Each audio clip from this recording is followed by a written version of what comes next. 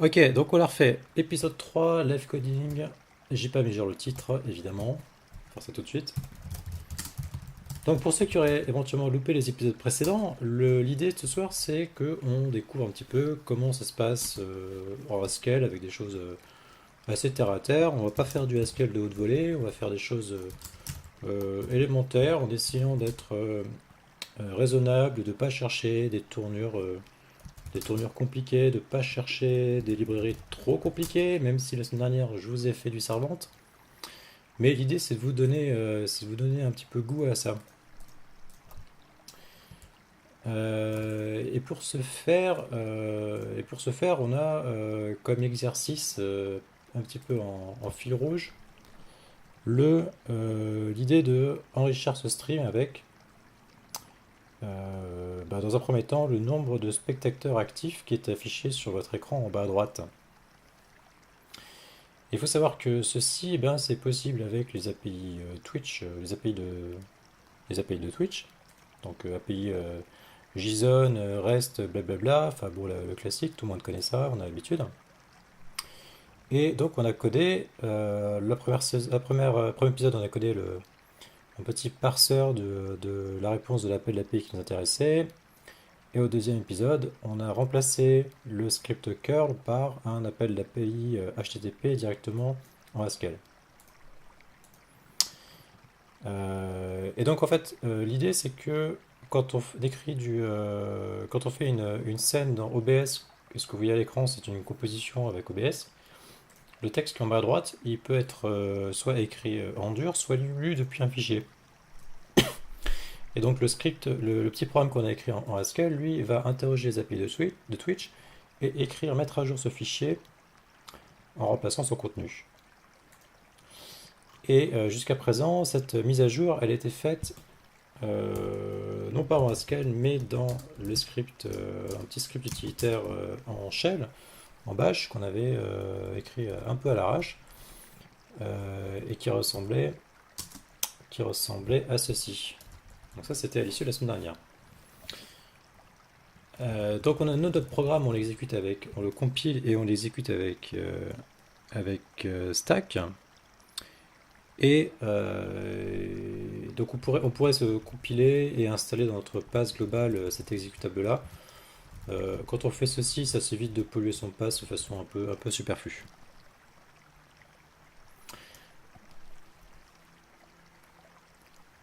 Alors, notre programme, lui, il écrit sur la sortie standard le nombre de spectateurs en cours, et c'est donc par de, redirection de flux en shell, écrit dans le fichier viewer count, dans ce dossier live coding sur mon ordinateur. Donc ça, bon, c'est fait en bash, on aimerait pouvoir le faire directement dans notre programme, éventuellement paramétrer de façon un peu plus fine un certain nombre de choses. Pour que ça soit mis à jour permanence, on a un autre script watch.sh dont le job c'est de toutes les 5 secondes d'appeler ce fameux programme qui appelle l'API HTTP et met à jour le fichier. Je vais zoomer parce que j'ai oublié de remettre ça à jour. Voilà, ça sera un peu mieux. Donc ça pareil, ça c'est fait en shell, donc bon, ça c'est un cas typique où le scripting est très efficace en shell, si vous connaissez les bons utilitaires. Ça marche partout, tout le monde a ces exécutables là, tout à fait standard. Mais on verra que c'est très très simple de recoder ce watch. Ça nous évitera aussi de créer un programme à chaque fois, de recharger toute la config à chaque fois, éventuellement. Voilà, on peut s'éviter pas mal de petits overheads à gauche à droite. Et puis on peut aussi imaginer des choses un peu plus subtiles, comme par exemple ajuster la fréquence de rafraîchissement si on se rend compte que le stream est offline, on va peut-être être un peu moins agressif sur les requêtes HTTP qu'on fait à Twitch. Ça serait pas pertinent. Ça, c'est le genre de choses qu'on préfère faire dans un langage un peu plus haut niveau que du shell, par exemple. Donc jusqu'à présent, ce qu'on avait écrit, c'était, on avait un script, notre point d'entrée applicatif, notre main, il est dans ce fichier main.hs. Donc en Haskell, vous écrivez un main avec une fonction qui a pour signature IO du tuple vide. Elle ne prend pas de paramètres, elle ne prend pas les arguments aux paramètres comme on le voit dans les langages de type C ou autre. Lire les paramètres, les arguments d'un programme, c'est comme lire l'environnement, les variables d'environnement d'un programme, ou accéder à un fichier, ou faire une requête HTTP. Ce sont des entrées-sorties qu'on modélise en I/O.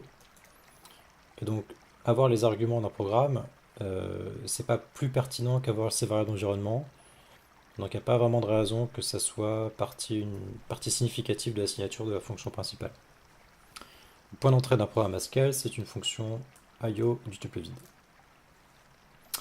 Donc avec le sucre syntaxique qui est la do notation, qui permet de faire de l'enchaînement d'appels de fonctions dans un contexte monadique, et donc il vous donne l'impression d'écrire un programme un peu à l'impératif, un peu comme on le ferait dans un script ou dans un programme plus classique. Eh bien, on a ici, en fait, on a l'essentiel de ce qui se passe dans ce programme. On a deux étapes principales. On a le fait d'interroger l'API de Twitch avec cette fonction fetchViewerCount qu'on a écrit la semaine dernière, qui vous renvoie un nombre de spectateurs. Et ce nombre-là est en fait un maybe de int, et non pas int simplement. Dans le cas, par exemple, où le stream est offline, on va vous renvoyer un nothing et non pas une valeur spéciale, magique, que pourrait être 0 ou moins 1. Le stream pourrait être live avec 0 spectateur. Alors évidemment, moins 1, ça n'aurait pas de sens, mais il faut s'éviter de profiter de type primitif avec certaines caractéristiques naturelles pour véhiculer l'information. On préfère clairement exprimer l'absence potentielle de valeur, l'aspect optionnel de cette valeur-là, avec ce type constructeur maybe. Et la deuxième étape, eh bien, c'est de écrire sur la sortie standard avec une des fonctions pour le faire qui est la principale, hein, qui est putStringLn, qui est celle auquel vous pensez quand vous faites un print dans les autres langages en fait. C'est celle qui écrit une chaîne de caractères sur la sortie standard, ponctuée d'un retour à la ligne. Et elle prend en argument en fait une chaîne de caractères, donc qui est le résultat de cette fonction humanViewerCount, qui fait en fait de la traduction en fait. C'est la destination d'humain, donc c'est du texte avec une syntaxe compréhensible par un humain, et en l'occurrence un nombre suivi d'un mot, éventuellement rien du tout s'il n'y a pas d'information, et des valeurs magiques, enfin une valeur magique, une valeur constante, on va dire, une traduction par défaut, qui est quand on n'a pas d'information ou une information aberrante. Ce cas-là, le cas où il y a 0 ou un nombre négatif, n'a pas trop de sens a priori. Et d'ailleurs, techniquement, le stream peut être live et avoir 0 spectateur, donc c'est en toute rigueur, c'est inexact. Mais ce qui est important de noter, c'est qu'en fait, si vous voulez être un tant soit peu rigoureux et en fait vous éviter les surprises du genre ah, j'avais pas pensé à ce cas-là, vous devriez couvrir tous les cas. Et si vous ne le faites pas et que vous activez les options de compilation un peu strictes de GHC, il va vous rappeler que ça ne compile pas, que la fonction n'est pas totale. Donc, je fais un petit aparté rapide pour vous montrer ceci. Donc si on lance le build en FileWatch, je vais zoomer aussi le terminal, on va pouvoir un petit peu se rendre compte de ces modifications-là. Donc là, j'ai pas encore sauvegardé ça. Hein. Donc ça va compiler. Donc par exemple, si on néglige le cas autre, qu'est-ce qui va se passer?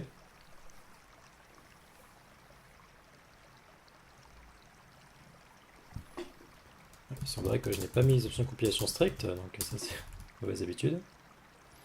On va les changer.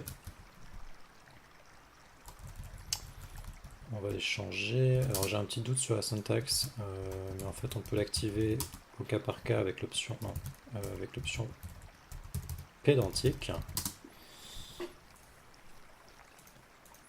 Donc en fait, là ce qui se passe, c'est que cette fonction-là, humanViewerCount, elle est définie actuellement sur deux cas, deux sous-cas du type entier, à savoir entier supérieur strictement à 1, entier égal à 1. Et ça, elle ne couvre pas tous les cas, comme par exemple entier 0 ou entier négatif. Ah ben décidément, ça ne marche pas. Alors, qu'est-ce qu'on va faire? Alors, je prie de m'excuser, je vais juste modifier rapidement la config pour que ça on ait ces messages d'erreur. Parce que ça, c'est pas possible. Qu'est-ce qu'on peut prendre? Qu'est-ce qu'on peut prendre? Je peux prendre doc.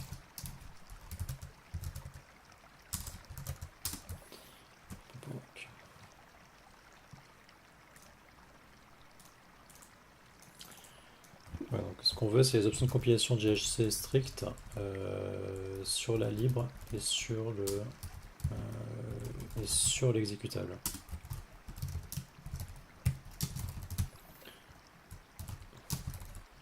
Ah bah tiens, je m'embarrasse décidément. Ok, on refait.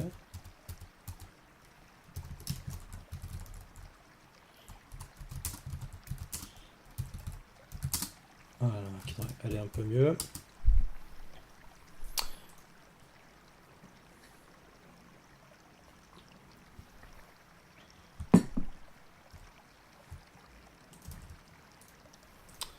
Ok, donc c'est tout à fait non satisfaisant parce que ça ne me montre pas ce que je disais. Qu'est-ce qui se passe?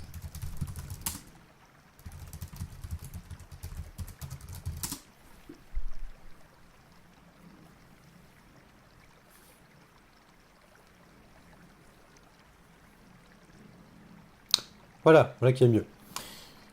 Donc là, dans ce cas précis, le compilateur nous engueule parce que en fait, alors c'est un warning, hein, mais ce sont des warnings qui sont quand même très intéressants. Donc là, il vous explique que le pattern matching n'est pas exhaustif.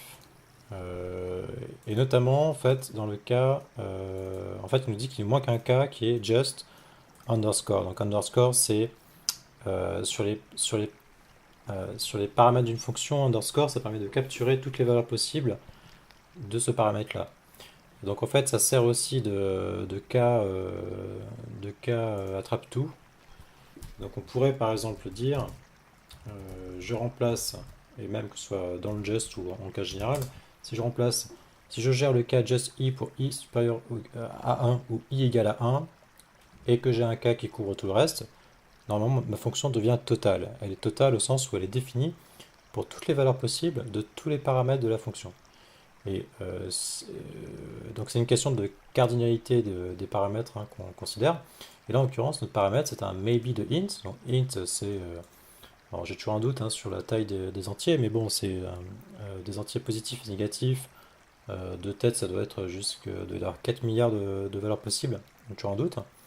Et maybe, eh bien ça couvre deux cas, donc le cas just pour toutes les valeurs d'entiers possibles et le cas nothing. Donc ça vous donne au total une puissance de 2 qui doit être de 4 milliards et des brouettes, plus 1, le cas nothing. Donc vous devez avoir une définition pour tous les paramètres. Si vous n'avez pas ça, vous vous exposez au cas où, au runtime, vous tombez dans un cas qui n'est pas couvert.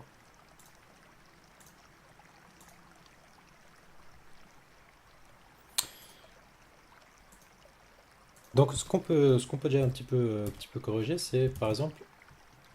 Non, c'est pas ce que je voulais faire. C'est par exemple... J'ai changé de clavier pour pas vous éclater les oreilles, et j'y suis pas habitué. C'est dans le cas où égal à 0, on peut mettre un autre message du genre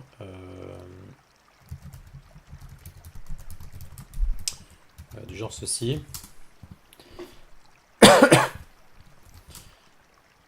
Et on va laisser le cas par défaut, parce que le cas par défaut, en fait, il couvre à la fois l'absence d'information, parce que par exemple l'appel d'API HTTP a échoué, ou le cas absurde où i est négatif, ce qui n'a pas de sens physique.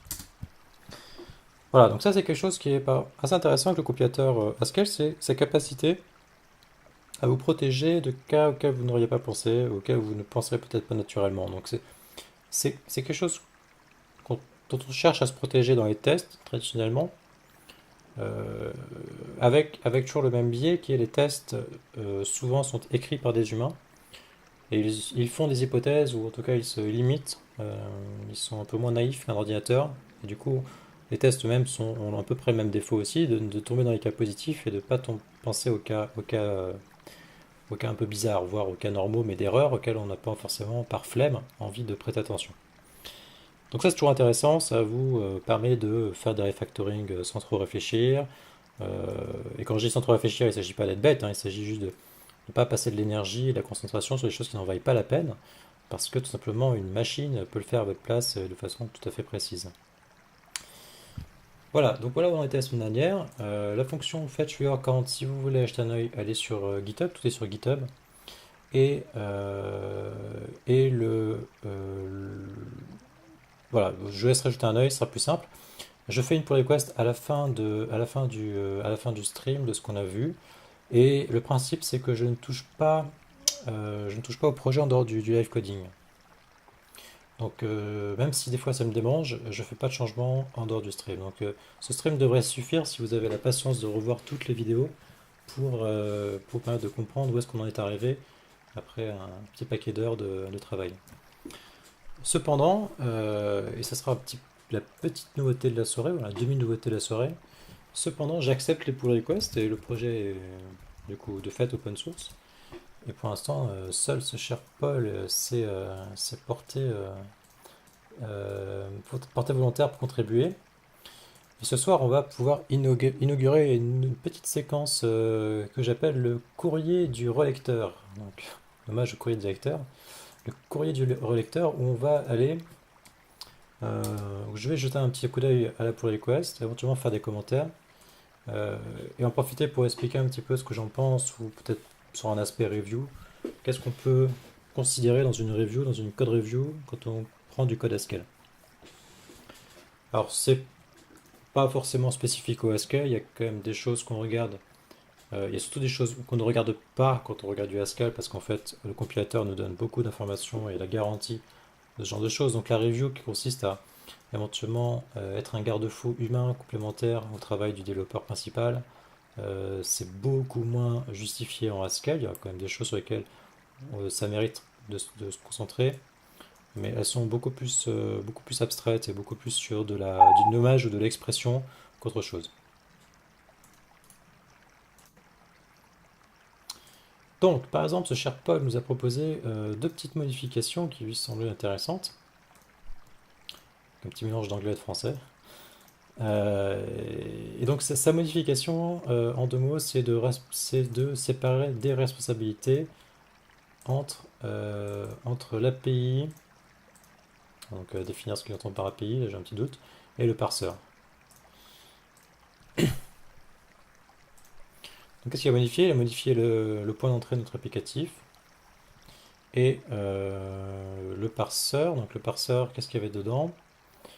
Le parseur, c'était la fonction qui au final, ne faisait, enfin, le module faisait déjà pas grand-chose avant, il en fait encore moins. Donc, qu'est-ce qui s'est passé là en l'occurrence? C'est plus du refactoring d'interface de modules, oui, d'interface de ces modules-là, dans une perspective probablement de testing. Donc, je pense que c'est en réaction à ce qu'on avait écrit la semaine dernière, que j'avais écrit juste après le stream, donc offline, malheureusement, parce qu'en fait les tests ne passaient plus. La semaine dernière, on avait un petit peu changé le contrat du code qui faisait le parsing et on avait au passage masqué la routine qui était de parser un objet depuis du JSON d'exemple. Et du coup, les tests étaient devenus insensibles, enfin incapables de s'exécuter. Et donc, pour les rendre exécutables, j'avais conservé une fonction qui manipulait ces types-là pour pouvoir appeler le parseur dans les tests. Je vais vous montrer plutôt que de parler dans le vide, ça sera peut-être plus concret. Donc voici le code en question. Le code, rappelez-vous, il prend quelques exemples. C'est du code de type test unitaire, des tests de type test unitaire, donc avec des cas d'exemple et des assertions correspondant à chacun des exemples. Donc on a le cas positif nominal avec une valeur définie, qui est le bon exemple, donc qui vous renvoie une valeur. Vous avez le cas où où le contenu est correct, mais de notre point de vue c'est vide, et le cas où le fichier lui-même, enfin la sortie JSON elle-même est corrompue, pour différentes raisons. Là par exemple parce que l'appel HTTP a planté sans renvoyer du JSON potable. Et en fait, ces trois fonctions-là, elles appellent le décodeur de JSON, qui est la lib qu'on utilise pour faire du JSON en Haskell. Et elle avait besoin de faire quelque chose, en fait, de savoir lire le type renvoyé. Et donc, c'est cette fameuse fonction interprète metadata qu'on a aperçue dans sa pull request. Et donc, en fait, cette fonction, ce qu'il a fait, c'est qu'il a séparé cette fonction interprète metadata de la routine qui appelle le fetch metadata dans une perspective de séparation de concerns. Alors, j'ai pas grand chose à dire parce que au final, la diff est assez triviale. À titre personnel, je suis pas fan parce qu'en fait, ce code-là, il mérite quand même d'être dans la lib et non pas dans le code du point d'entrée principal pour des questions de cohérence. C'est-à-dire que vous voulez pas savoir qu'il y a cette fonction-là et cet appel HTTP séparé. Ce que vous voulez, c'est requêter, avoir un endpoint qui vous fait la requête, qui vous rend un résultat un peu haut niveau. Et ça, c'est du code qui mérite, quoi qu'il arrive, d'être dans la lib, dans le dossier SRC, plutôt que dans l'endpoint main. Mais là, on chipote, hein, ça change pas grand-chose. Donc voilà, donc c'était plus pour l'exercice. Si vous avez vous voulez passer du code que ça vous démange, n'hésitez pas à faire des pull requests. Puis après, je vous ferai des petites reviews rapides. Donc ce soir, on va aller faire des entrées-sorties. On va aller lire des fichiers, on va aller faire ce genre de choses. Donc on avait déjà un petit peu commencé, parce qu'on avait lu l'entrée standard là, il y a 2 semaines. Maintenant, ce qu'on va faire, c'est lire un fichier. Donc pour lire un fichier, en Haskell, comment on fait? Bon là c'est toujours un peu le problème de l'œuf et la poule en Haskell, hein. C'est lire la doc, c'est bien gentil, mais c'est bien quand vous savez quoi chercher. Et pour savoir quoi chercher, ben, il faut connaître un petit peu la tête des API de la doc. Donc il faut lire la doc. Donc bon, c'est un peu sans fin.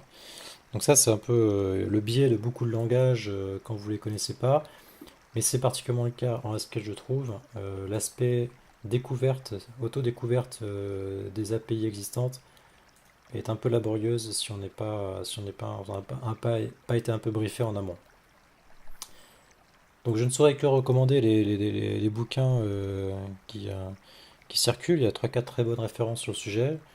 Chacun en profite pour donner des pointeurs vers ces choses qui sont tout à fait triviales, mais dont des fois on ne sait pas exactement comment elles s'appellent et c'est un peu difficile de lire la doc. Donc en l'occurrence, nous ce qu'on veut faire c'est lire un fichier. Il s'avère que fortuitement cette fonction utilitaire s'appelle un read file. Donc elle est tout à fait... là il n'y a pas d'ambiguïté sur ce que ça fait. Donc petit rappel de signature, éventuellement pour les nouveaux qui viendraient découvrir le Haskell ce soir. Donc la signature d'un type en Haskell se fait de la façon suivante. Vous avez le nom du concept hein, que vous décrivez, suivi par deux points. Ensuite, de la signature de ce concept-là. En l'occurrence, il y a quelques conventions en Haskell, il n'y en a bon, pas forcément beaucoup, mais bon, faut les connaître. Une des principales, et qui est là, qui saute aux yeux si on a l'habitude, c'est que les types commencent par une majuscule, et le reste, donc en gros les fonctions, commencent par une minuscule. Avec une exception qui sont les constructeurs de type, enfin les constructeurs de data type par exemple, qui sont des fonctions mais qui commencent aussi par une majuscule. Bon. Une fois qu'on sait ça, qu'on a l'habitude, après ça va tout seul. Mais c'est quelque chose qui est assez qu'il faut retenir et c'est pas négociable. Donc là on a une fonction readFile qui prend un argument, filePath, et qui renvoie IO de string. Donc ça renvoie à une IO, donc ça veut dire que ça fait des effets de bord. Et c'est bien normal parce que lire un fichier, ça consiste à interagir avec le monde extérieur, hein. Il ne s'agit pas d'effets de bord subtils du genre je modifie une variable globale dans mon programme. Non, là il s'agit de réellement aller lire un fichier qui est en dehors de votre programme et qui peut-être, par les magies de votre système d'exploitation, est sur un autre disque dur si c'est un montage DNS ou FTP ou que sais-je. Pas DNS, NFS bien sûr. Donc là, typiquement, entrée-sortie, interaction, effet de bord, donc la monade IO. Donc c'est un IO de string, c'est-à-dire que dans la monade IO, vous obtenez une chaîne de caractères. Juste en dessous, son cousin, hein, évidemment, la fonction qui écrit dans un fichier, qui elle prend un filepath, un deuxième argument qui est une chaîne de caractères, donc peut imaginer, même s'il n'y a pas plus d'indices juste sur cette ligne-là, qu'il s'agit du contenu qu'on cherche à écrire. Et encore une fois, dans IO, mais IO du tuple vide, de unit. Donc ça veut dire quoi? Ça veut dire qu'il n'y a pas d'information en retour de la fonction write. Dans les API un peu classiques, notamment en C, si je dis pas de bêtises, le write et ce genre d'action, des fois vous retourne le nombre d'octets qui ont été effectivement écrits. Là, c'est pas le cas, là c'est très abstrait, on considère que ça marche et on ne veut pas vous donner une information de détail d'implémentation comme ça pourrait être le cas dans les API plus bas niveau. Voilà, donc c'est quelque chose de très important, il s'agit vraiment de... On essaye d'isoler les couches d'abstraction, soit en couches à la système d'exploitation ou comme sur un réseau, ou d'une manière plus abstraite, d'envelopper les choses dans des concepts un peu plus haut niveau. Écrire un fichier, bon, vous avez un nom fichier, vous avez un contenu, ça marche. En gros, c'est ça. Évidemment, il y a des cas d'erreur, et malheureusement, ces cas d'erreur, dans le cas de ces fonctions-là, sont gérés par des exceptions, et j'avoue ne plus savoir comment ça se passe précisément. Ça, c'est un petit peu le bémol. Donc, une signature assez simple dans les deux cas. Donc, tout ce qu'on veut faire, en fait, c'est écrire dans un fichier, pas lire dans un fichier. Et au passage, filepass, qu'est-ce que c'est? Filepass, c'est défini juste au-dessus. Ce n'est qu'un alias de type vers chaîne de caractères, vers string. Donc c'est exactement une chaîne de caractères. Vous pourriez écrire la même avec string, ça compilerait de la même façon, il n'y a pas de subtilité. C'est juste un alias, comme on peut avoir des alias de type en C, si je dis pas de bêtises. Donc c'est vraiment juste pour essayer d'apporter un peu de sémantique à des signatures qui, si on ne fait pas d'effort particulier, ne nomment pas les paramètres et donc ne donnent pas forcément beaucoup de détails des fois. Ça ne vous protège pas des éventuels problèmes que vous rencontrez en typant avec des chaînes de caractères, en passant des chaînes de caractères dans tous les sens. C'est-à-dire que ce sont deux chaînes de caractères, le contenu et le fichier. Et si vous inversez les arguments, le compilateur il sera très content et malheureusement ça ne fera pas du tout ce que vous voulez. Il y a de bonnes chances pour que ça ne marche pas, mais ça pourrait marcher et là le compilateur n'aura pas pu vous aider. Donc à noter que là c'est vraiment c'est pas une API state of the art comme on pourrait l'imaginer, l'attendre d'un programme d'une bibliothèque Haskell un peu plus sérieuse on va dire. Et malheureusement ce sont les API standards de l'environnement Haskell. Donc on va faire ça, faisons ça. Donc je rappelle, je pas touché, je touche pas au projet à côté, je n'ai pas spécialement beaucoup d'idées très précises sur ce qu'on va faire, comment on va faire.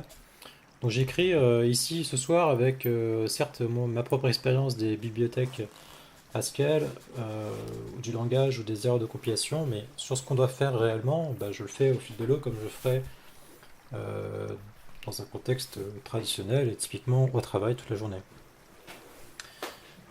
Donc là, jusqu'à présent, on écrivait sur la sortie standard notre résultat et c'était laisser au script shell la responsabilité d'écrire dans le fichier.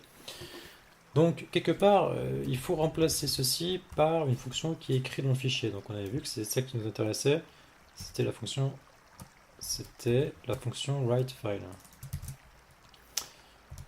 Donc, cette fonction, elle est dans le prélude. Et prélude, c'est un module qui est toujours importé, en tout cas par défaut, et qui est voilà, c'est votre standard library, celle qui est accessible partout. Donc on n'a pas besoin de l'importer, elle est accessible gratuitement comme putstring-ln pouvait l'être ici. Donc on va écrire writeFile. Je me suis perdu sur ce clavier. Donc je rappelle la signature, c'était un chemin et ensuite un texte. Donc le chemin c'était quoi? Le chemin c'était ce chemin-là qu'on avait passé juste après. Donc pour l'instant, on va écrire ces valeurs magiques en dur. Il y a beaucoup de choses qu'on pourrait rendre paramétrables, typiquement le nom de la chaîne Twitch. Là, c'est à recoder pour moi. C'est évidemment des choses que vous voudriez rendre paramétrables. Les chaînes de caractères sont en français, donc il faudrait pouvoir supporter la localisation. Donc plein de petites choses qu'on pourrait faire plus tard. Et le nom du fichier est évidemment très spécifique à mon setup. Donc là, je vais écrire en dur et puis très vite, on va aller modifier pour le rendre paramétrable.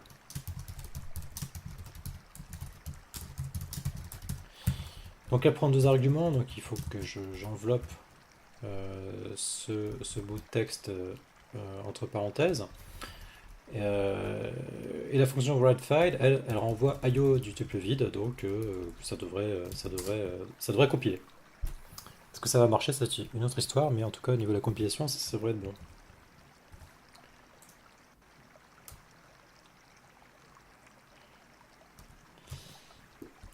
Alors, on va tester. On va tester. Donc on va tester, mais pour pas que ça casse tout, ce qu'on va faire, c'est qu'on va faire une valeur de test. On va le faire avec le chemin local. Et puis on va enlever l'écriture dans sortie standard parce que ça ne nous intéresse plus. Donc je rebuild. Et ce qu'on va faire, c'est qu'on va dupliquer ce script shell.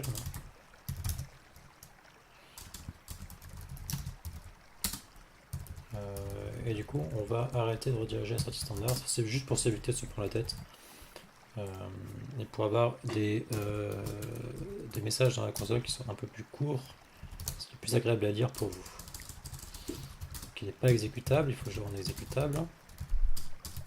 Donc là, il n'y a rien de sorcier, hein. C'est pas des choses que vous n'avez pas à apprendre grand chose. Mais moi, ce qui m'intéresse, c'est plus les petites tactiques aussi, hein. Métier de développeur, c'est pas que écrire du code dans un langage avec une connaissance pointue des bibliothèques, hein. C'est peut-être aussi comment on fait pour aborder un problème. Alors, c'est très personnel tout ça, c'est ma façon de faire. Mais si ça peut vous donner des idées, bah, j'en serais ravi. Donc là, notre .run test, cette fois-ci, il devrait écrire dans ce fichier-là.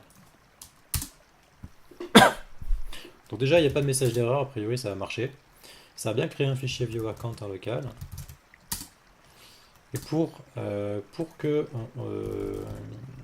qu'on ait vraiment la confirmation que ça a bien marché, on va juste le traduire rapidement en anglais.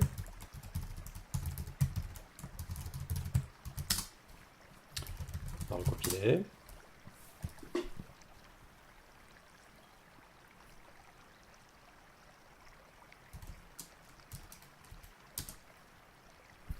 On exécute et on affiche ce fichier. Donc là, c'est bien passé en anglais. Et normalement sur le stream, en fait j'avais pas lancé le script de watch, donc vous voyez, tout se passe comme prévu. Tout se passe comme prévu et du coup fatalement bah, c'est le bazar. C'est le bazar.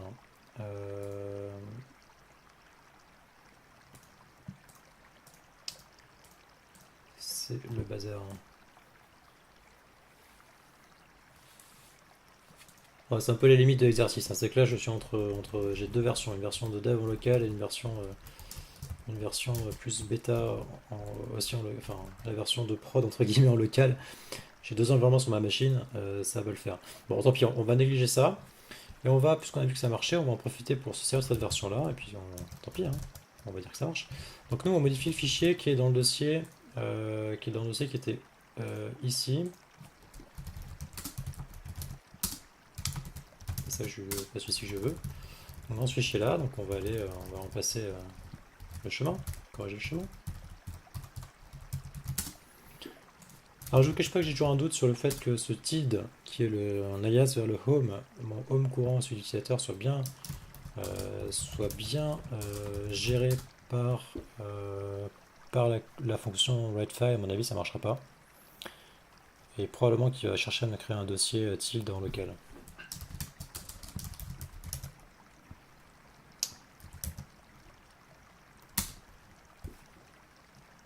Voilà, donc là il n'y arrive pas. Ça c'est un petit peu les limites de ces trucs là où on déplace du script shell en fichier en ligne de commande, dans un programme tiers.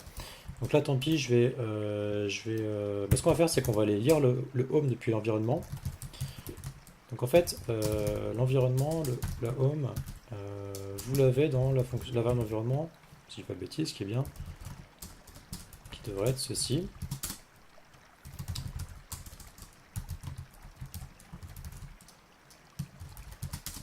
Voilà, c'est bien ça. Donc on va faire comme ça. En fait, on va faire le travail de résolution du home en place, comme le fait le shell pour nous.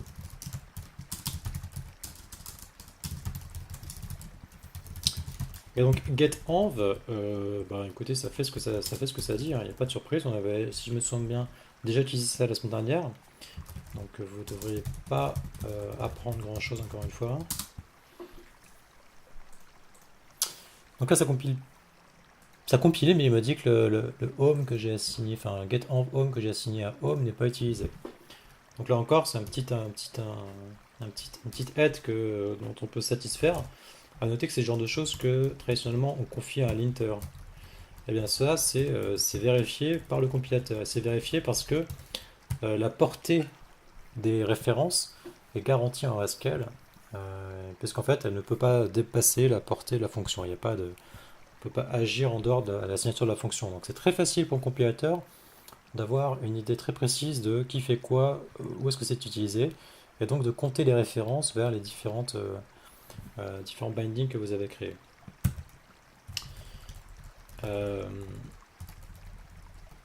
Alors là, je m'excuse, en fait, j'aurais pas dû faire ça. Bon, là, on va faire la concaténation de chaîne de caractères, ça sera bien suffisant. Donc là, j'ai ce dossier, ce chemin-là qui est relatif à mon espace de travail utilisateur. Et donc si on relance le script test, voilà, et cette fois-ci, ça devrait avoir mis à jour le fichier qui est utilisé par le stream. Donc on va pouvoir s'en rassurer rapidement. Voilà, donc c'est bien affiché. Pardon, c'est bien affiché. Et cette fois, c'est la version qu'on vient modifier qui est écrite dans le fichier, qui est cette fois en anglais. Et on va la repasser en français pour respecter un petit peu la langue officielle de ce stream. Alors ce que je vais faire, c'est que je vais en profiter pour indexer au passage. Donc ça, je prends, ça m'intéresse. Et ça, je prends pas. Ça, je prends, mais après.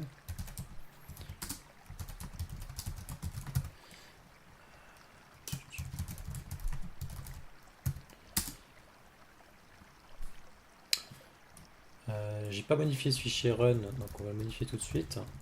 Et on va en fait abandonner le fichier de test. En fait, on bascule directement sur la version officielle, on va dire. Et donc du coup, il faut aussi que j'intègre ces modifications-là sur le fichier de script. Voilà, donc si on regarde, qu'est-ce qui s'est passé là? Git log, write to file, git commit. On modifie.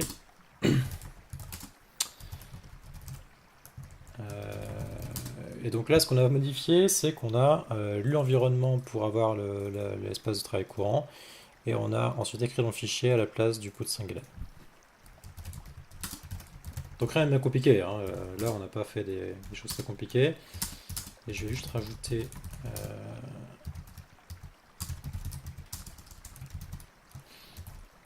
git commit straight.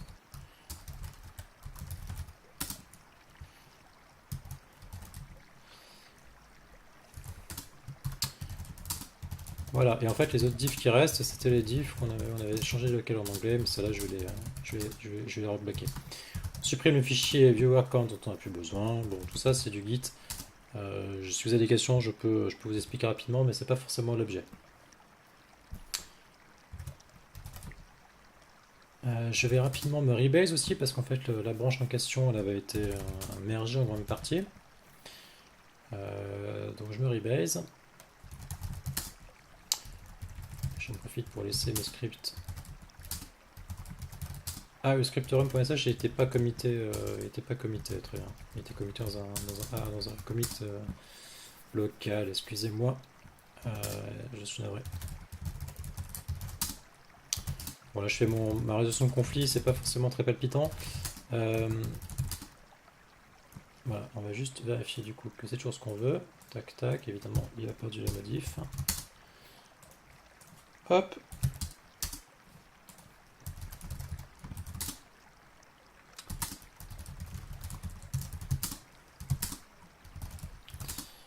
Voilà. On renomme la branche pour passer à la session numéro 3. Voilà, donc ce soir, ce qu'on a écrit pour l'instant, c'est qu'on a modifié le main pour écrire dans un fichier, et ensuite on a juste rajouté des options de compilation plus strictes. Donc, ce qu'on avait dit, c'était qu'il fallait rendre peut-être les choses un peu plus paramétrables. Donc, le nom du fichier, par exemple, euh, bon, là, le mettre en dur comme ça, c'est pas très satisfaisant. Donc, on va en fait le passer en argument du programme. Comment on va faire? Alors, les arguments du programme, pour les lire, vous avez une autre fonction qui s'appelle getArgs, qui est disponible dans le même module qui sert cette fonction-là, qui expose notamment getEnv. Donc, c'est tout ce qui est relatif à l'environnement. Donc, l'environnement au sens très large, hein, c'est tout ce qui est l'environnement utilisateur, enfin du programme lui-même. Donc, vous avez comme ça, bon, quelques petits, vous pouvez récupérer le nom du programme lui-même, comment il a été. Donc, des choses que vous avez qui sont portées par le process sur votre système d'exploitation lui-même. Donc getArgs avec getEnv, je pense que c'est les deux fonctions les plus utilisées dans ce module. À titre personnel, en tout cas, c'est le cas.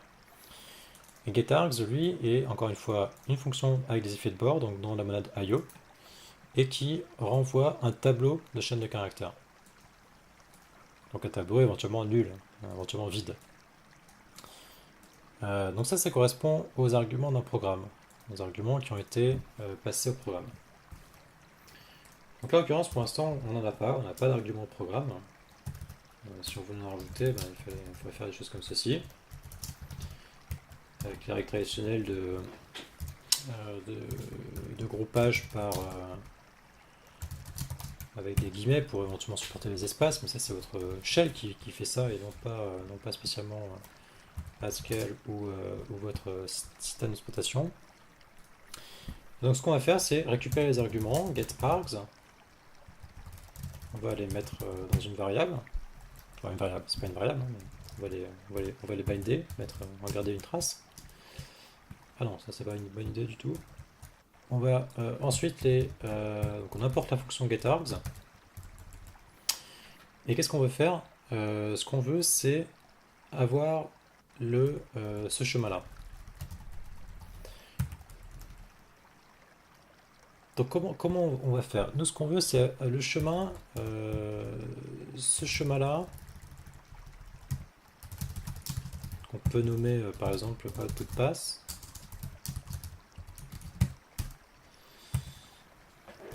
Il y a deux parties, il y a l'environnement et puis le home et le reste du chemin. Mais en fait, ce home-là, si on passe le chemin en argument, on ne veut pas avoir à être contraint par le comportement du programme. Donc en fait, on va se débarrasser du getEnv sur le home. On va faire entièrement confiance à ce qui est passé en argument du programme. Dans un premier temps, ce qu'on va faire, c'est aller extraire des arguments du programme le chemin.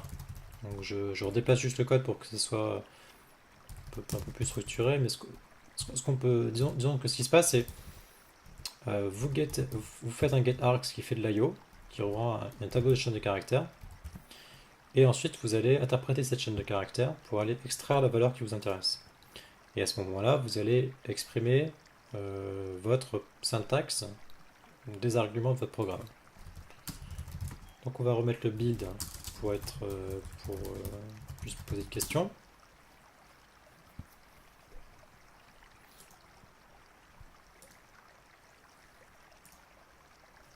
C'est bon, ça compile. Je sauvegarde. Et là, ça ne compile plus.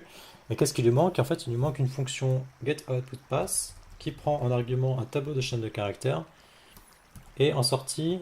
Alors là, le GHC, il n'est pas trop sûr du type en sortie, hein. Il dit que c'est un T, enfin, il a pas spécialement d'informations, donc il vous renvoie un type paramétrique qu'il a nommé T, de façon tout à fait arbitraire. Donc on va écrire cette fonction, et au passage, on va juste lui dire que on prend depuis les arguments du programme, on va chercher à produire un chemin. Alors en fait, qu'est-ce qu'on va faire? Eh bien, on peut considérer que la syntaxe est tout à fait naïve et que le premier argument qu'on voit, c'est notre résultat. Donc comment on fait? Ben, encore une fois, comme d'habitude, le pattern matching, c'est la solution à beaucoup de nos problèmes. Et comment on fait pour pattern matcher? Eh bien, je rappelez-vous, sur une structure de données, comme par exemple maybe, on va déconstruire chacun des constructeurs de ce type-là en associant les valeurs, les paramètres, les arguments de chacun de ces constructeurs-là à une sorte de variable locale. Enfin, on nomme les arguments dans chacun des cas de figure. Et donc dans le cas de la fonction humanViewAccount, on a nommé i l'entier contenu par le constructeur just, et on n'a pas nommé nothing parce qu'il n'y a rien à nommer, nothing c'est nothing. Donc là, comment on fait avec une liste? La liste c'est un peu particulier parce que la syntaxe et il y a deux grandes syntaxes pour construire une liste. Petit aparté rapide, mais si vous cherchez à construire une liste de valeurs possibles, je sais pas moi, mettons que bon, mettons qu'on fasse je suis pas inspiré là, mais disons que si on donne quelques exemples de chaînes de caractères d'arguments possibles.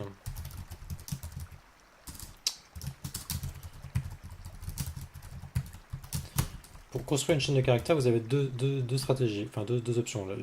Enfin, une chaîne de caractères, une liste, excusez-moi. Vous avez l'approche classique avec les crochets.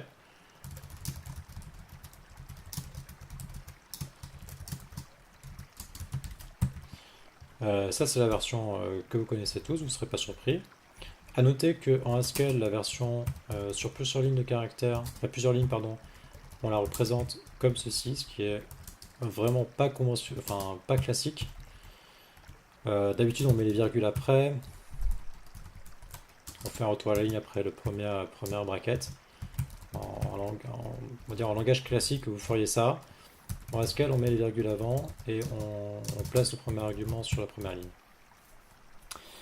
Alors, c'est pas du tout opératif, hein, c'est vraiment une question de style. Ça a le mérite de, en fait, vous débarrasser de ces petits artefacts de syntaxe qui sont pas forcément très, très lisibles et de vous concentrer sur tout ce qui est à droite, tout ce qui est après, comme des valeurs possibles et juste des valeurs possibles et pas être perturbé par une virgule qui passe. C'est vraiment une question de style. Moi, je trouve ça très agréable. C'est surtout très agréable dans les diffs, quand vous faites des modifications de source. Ça vous rend les diffs un peu plus sympa. C'est pas obligatoire, mais bon, faut que vous connaissiez cette syntaxe parce qu'elle est assez fréquente et au premier regard un peu déstabilisante. Et l'autre approche, en fait, c'est d'utiliser le constructeur cons, qui est l'opérateur deux points.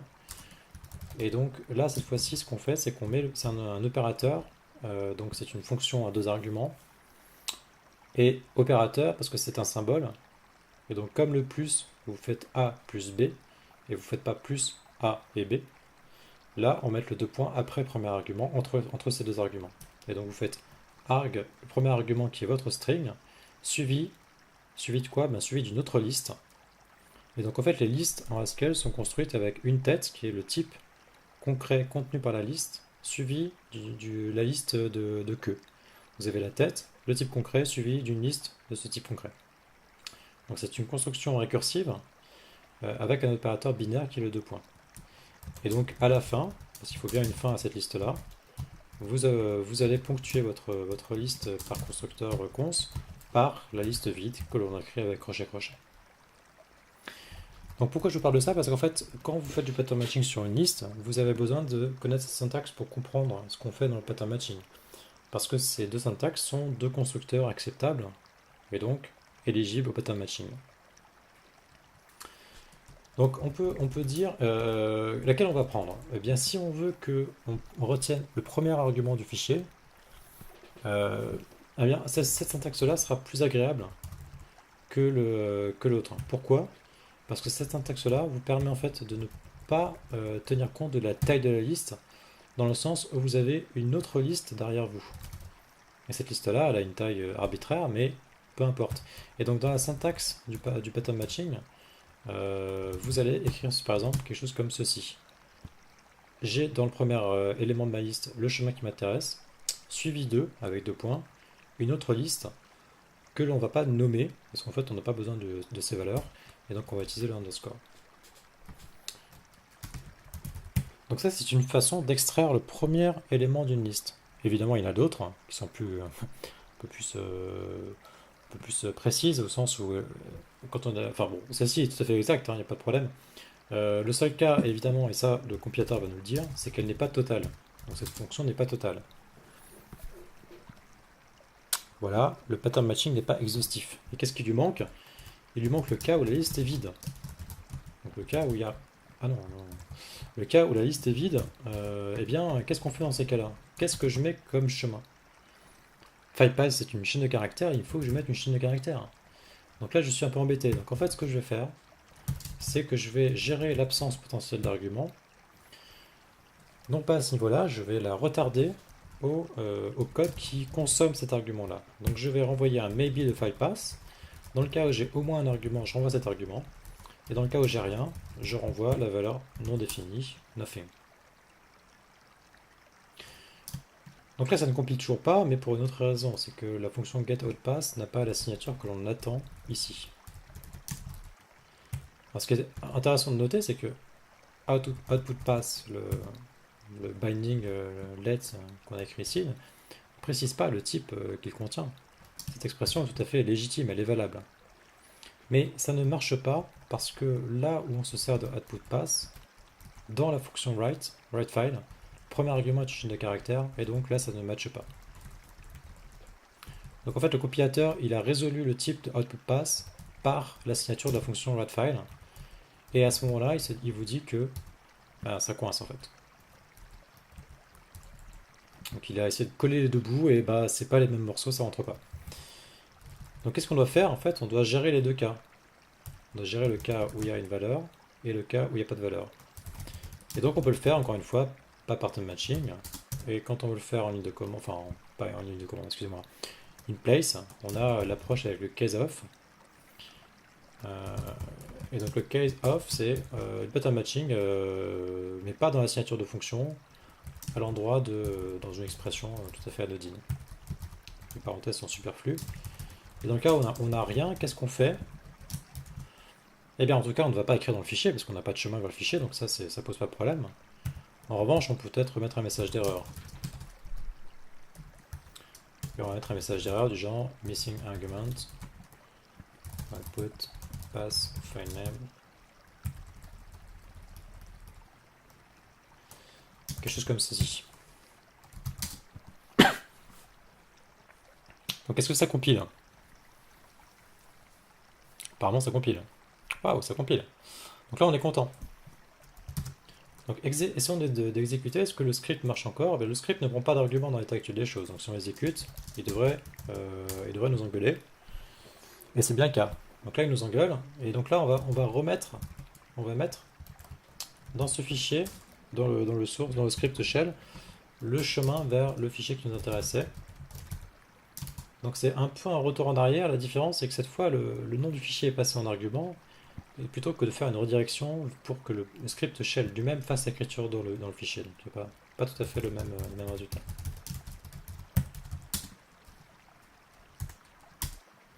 Est-ce que ça marche? A priori, oui. L'écriture a fonctionné. Donc là, le tilde a fonctionné. Faut pas oublier que en fait, le tilde ici, c'est bash lui-même qui va l'interpoler et va vous donner une valeur à la place. Et donc, en argument de ce script-là, de cet exécutable-là, le premier argument du programme n'est pas tilde slash live coding, c'est le chemin qu'on a vu complètement étendu. Donc il y aurait quelques petites choses à faire en termes de refactoring un petit peu naïf. Là, ma stratégie, moi, c'est d'écrire du code qui marche. Une fois que j'ai des codes qui marchent, je suis un peu plus détendu. À ce moment-là, on peut se poser des questions un peu plus abstraites, un peu plus théoriques à la rigueur. Même si là, on va pas se mentir, ça va pas très loin. Mais on peut prendre un peu de recul avec moins de pression sur quant au résultat que l'on cherchait à obtenir. Donc là, on est déjà un peu satisfait. Qu'est-ce qu'on pourrait faire? Eh bien déjà, on pourrait éventuellement... Il y a plein de choses qu'on pourrait faire, mais quelque chose que je suis très tenté de faire déjà au premier coup d'œil, c'est ne pas avoir ce binding intermédiaire qui n'apporte aucune information. On peut remplacer complètement cette fonction-là enfin ce binding output pass par directement la fonction get output pass appliquée à getArgs. Qu'est-ce qu'on peut dire d'autre? Eh bien, que dans le cas où l'argument n'est pas passé en paramètre au programme, on ne va pas interagir, on ne va pas écrire dans le fichier le contenu de l'appel qu'on a fait à l'API de Twitch. Donc ce qu'on pourrait tenter de faire, c'est de retarder le plus possible cet appel HTTP que dans le cadre où on pourra en faire quelque chose. Et on ne peut en faire quelque chose que quand on a un chemin passant en paramètre. Donc comment on fait pour déplacer ça là-dedans? Eh bien en fait ce qu'il faut voir c'est que case of... Non, ça ne compile pas, j'ai écrit des bêtises. Voilà, ça c'est vrai un peu mieux.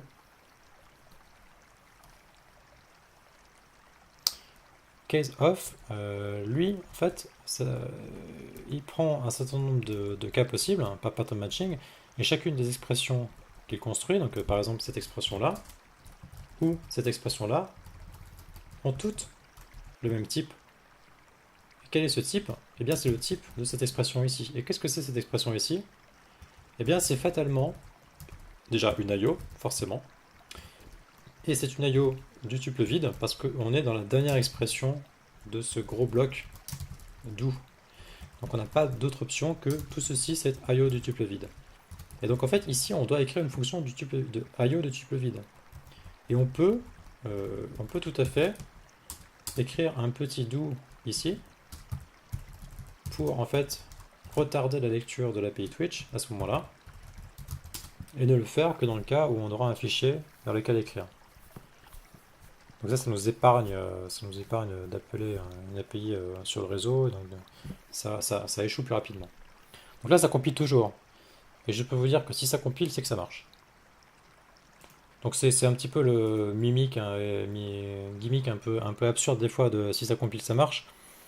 Euh, Il y a pas mal de cas où c'est vrai, hein, en fait, hein, et faut toujours prendre un peu de distance par rapport à ce genre d'affirmation, mais ça reste dans pas mal de cas assez vrai. Et c'est vrai notamment quand vous faites des changements structurels où la logique que vous avez implémentée n'a pas été remise en cause. Seul l'ordre des actions, l'emplacement des actions, les types que vous manipulez ont changé.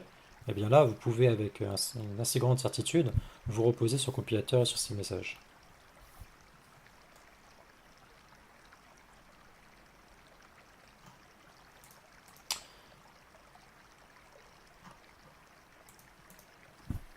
Donc on va juste s'assurer que ça fonctionne. On va réexécuter le petit programme sans lui passer d'argument.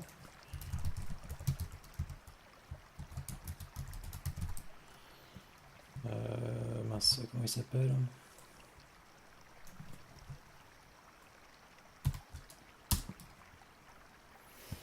Voilà, donc là ça a été assez rapide. Et bon, je ne peux pas vous le prouver, mais on peut quand même supposer que ça n'a effectivement pas essayé d'appeler Twitch.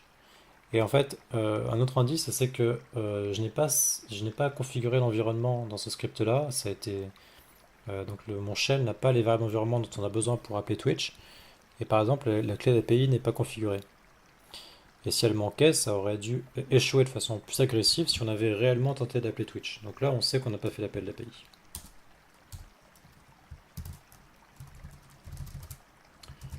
Est-ce que ça marche encore? Eh bien, on va s'assurer que ça marche encore. Est-ce que mon script shell de Watch y tourne? Je suis un peu perdu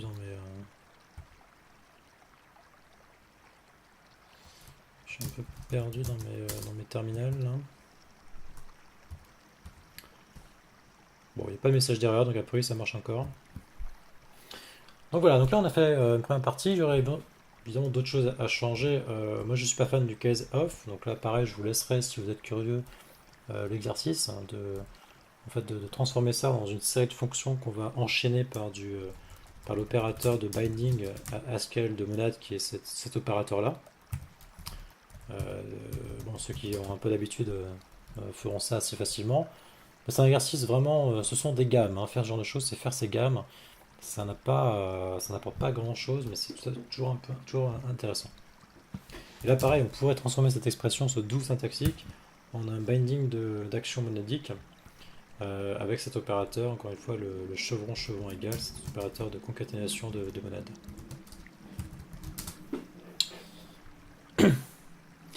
Voilà, donc là, on a fait une partie du boulot. Voyons voir ce qu'on a comme différence. Donc là, cette fois-ci, on a remodifié notre main, notre point d'entrée, pour ne plus lire l'environnement et construire un chemin avec une valeur qui était définie en dur dans le code source, mais aller récupérer un des arguments de commande. Donc, les arguments en ligne de commande, c'est tout un programme, hein. C'est quelque chose que quand on veut faire un outil en ligne de commande un peu rigoureux, on y porte une attention bien plus grande, hein. Vous connaissez sans doute beaucoup d'exemples de programmes avec beaucoup d'arguments. Git en est un bon exemple.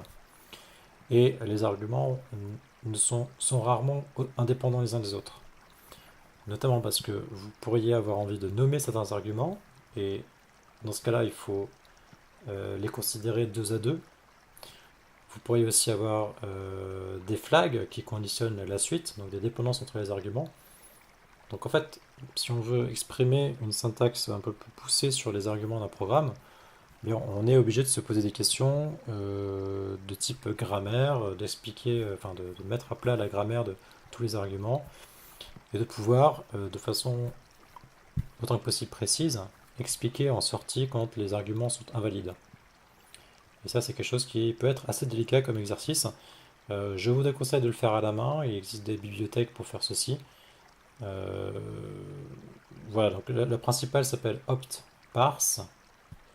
Et opt-parse a une approche assez déclarative, bon, comme beaucoup de bibliothèques en SQL, qui consiste à dire euh, je vais te présenter tous les arguments que j'accepte, et pour chacun des arguments, je t'explique comment je peux les lire depuis cette grande liste d'arguments de chaîne de caractères.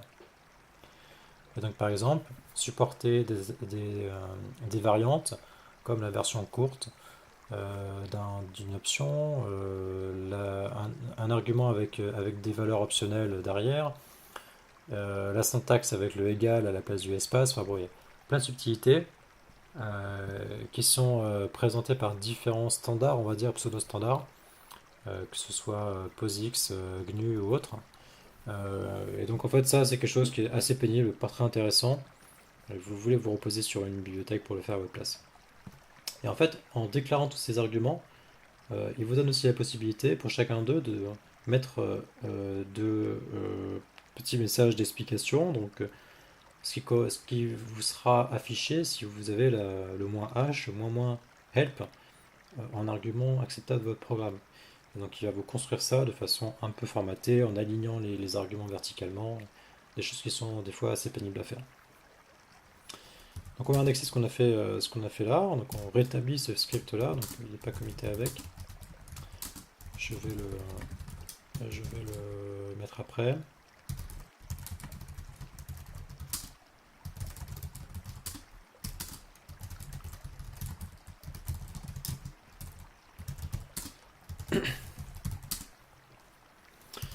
Donc là j'en profite pour faire un peu plus de Git au fil de l'eau.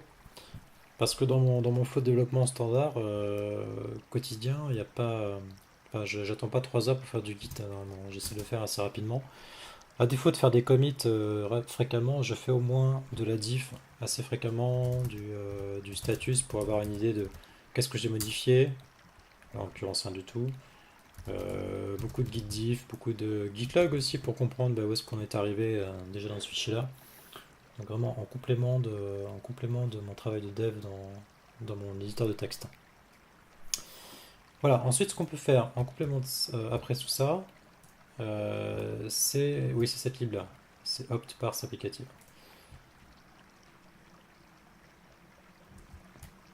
Donc question de Honest, bienvenue à toi. C'est un langage de type fonctionnel, c'est un langage très fonctionnel. C'est en fait historiquement plus un projet de recherche, un projet universitaire, on va dire, pour justement pour supporter euh, une exploratoire, enfin comment dire ça, vraiment en langage support pour tout ce qui était relatif au concept de programmation fonctionnelle.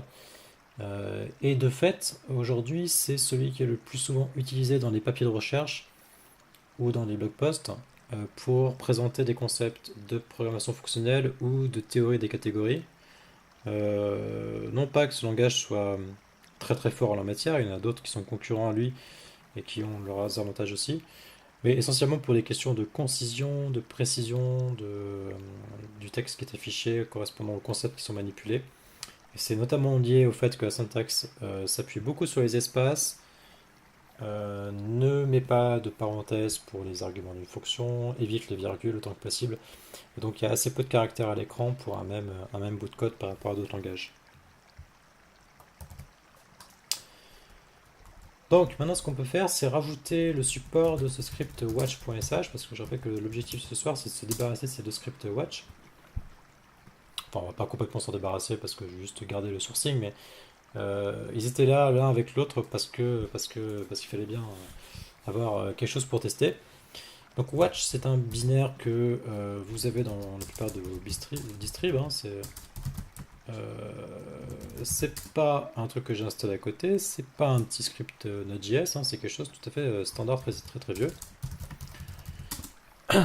Et ce que ça fait, c'est que ça exécute en boucle quelque chose avec un certain nombre de critères, que ce soit à l'intervalle, que ce soit des informations de type mise en page, couleur, un titre, est-ce que ça bip quand ça change, que sais-je. Capable aussi de vous faire une diff. Donc si vous voulez scruter quelque chose comme les sorties, les informations de votre kernel sur le réseau, sur ce genre de choses, ça peut des fois être utile. Moi, ça m'arrive de faire du watch sur la sortie de la commande IP, qui est capable notamment de vous afficher vos interfaces réseau actives et les IP associés à chacune des interfaces, ce qui permet à moindre coût, sans trop se poser de questions, de s'assurer que vous avez encore Internet, par exemple. Petite, petite aléa du début du stream. Et là, en l'occurrence, je m'en sers juste pour lancer un exécutable en boucle toutes les 5 secondes. Donc, ouais, c'est une sorte de cron tab sans cron tab. Et ça, on va le faire ici. Donc, comment on va faire ça? On a deux choses à considérer. On a le fait de tourner en boucle et on a la période de cette boucle-là, le temps d'attente. Donc, comment on fait tout ça? Le contrat d'un programme Haskell, encore une fois, je me répète, hein, mais c'est vraiment d'écrire une fonction main qui prend IO et renvoie, dans IO renvoie au type vide. Alors, je ne sais pas exactement comment je vais faire tout ça, mais ce que je vais faire, c'est déjà couper, isoler le code qu'on a écrit jusqu'à présent pour séparer ce code-là qui est capable de faire des choses de l'aspect répétitif qui est un objectif assez indépendant. Et il est tellement indépendant qu'actuellement il est écrit dans un script shell à part, indépendant vraiment du contenu du programme actuel. Donc on devrait pouvoir arriver à séparer assez facilement les deux, y compris en Haskell. Pas trop de problème, je ne suis pas trop inquiet pour ça. Et donc ce qu'on peut faire, on peut faire ceci. On peut écrire watch 5 la fonction process. Donc ça c'est une fantaisie à moi. Il n'y a pas de, j'ai pas utilisé de fonction qui existe telle quelle. Et ça devrait donc ne pas compiler. Donc si je sauvegarde, ça devrait me dire que ça compile plus. Bon, ça compile plus parce que la fonction watch n'est pas définie. Donc on va écrire cette fonction-là. Donc qu'est-ce qu'elle fait cette fonction? La fonction, la signature, elle est écrite ici, hein, donc on peut la reprendre telle quelle. Tout ce qu'il sait sur le 5 qu'on a écrit en dur, c'est que c'est un entier, mais il en est même pas certain en fait. On pourrait écrire que ce soit un double. Et il a utilisé la version longue, integer et non pas int. On va se contenter de ça. On peut oublier ce genre de détails pour la suite. Pour l'instant, la différence est très subtile entre les deux. Oublions ça. Voilà. Donc là en fait, on écrit, on laisse GHC nous tenir la main pour nous dire, hey mec, il manque des trucs, écris du code. Sauf qu'en fait, je suis un feignant, donc je laisse GHC me tenir la main. Et qu'est-ce qu'on fait? Eh ben, on va écrire une fonction dans IO. Je sais pas laquelle.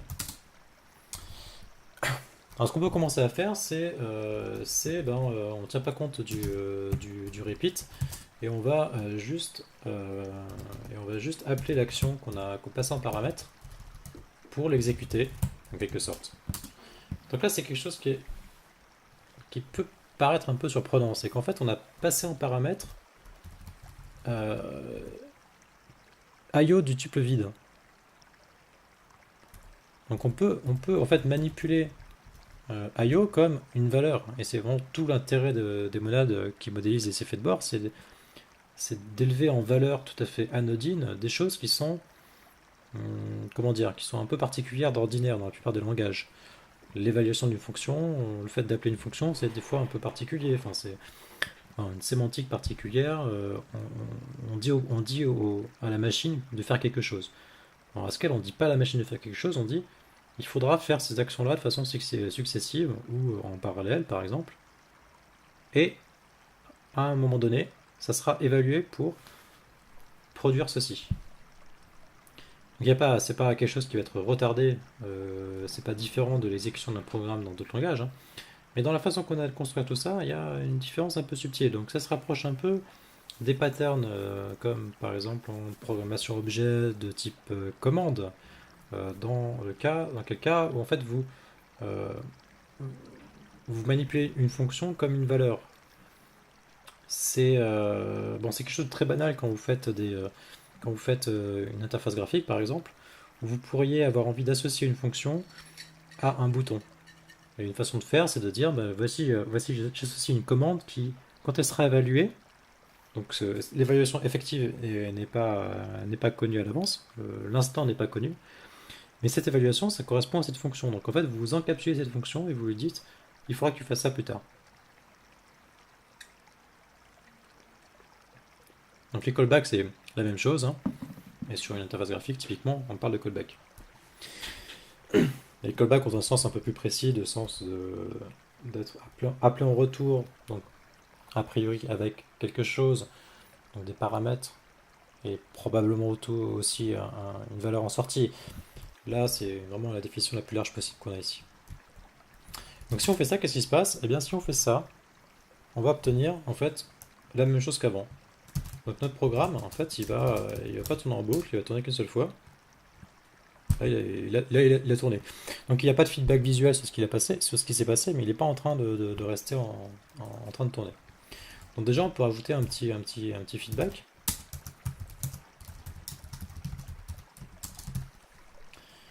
Euh, je suis inspiré là, de faire ça. Donc là, qu'est-ce qui se passe?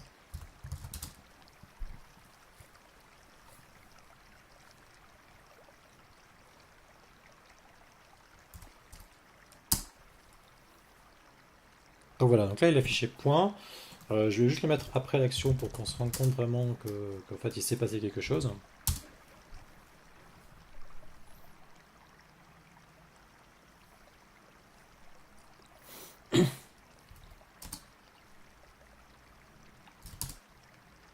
Voilà, il s'est passé quelque chose et à la fin ça ponctue d'un point, comme il se doit. Donc là c'est pas très intéressant. Mais une chose qu'on pourrait faire en fait c'est déjà implémenter la répétition sans avoir ce délai donc de 5 secondes en étant un peu brutal et en faisant par exemple ceci. Donc on va appeler récursivement notre fonction watch. Là ça va trop loin, c'est trop récursif. Ça ne marchera pas. Mais on peut écrire ceci, et ceci va compiler.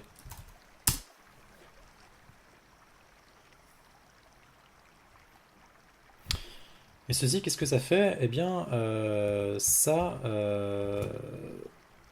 rappelle la même fonction récursivement dans la foulée.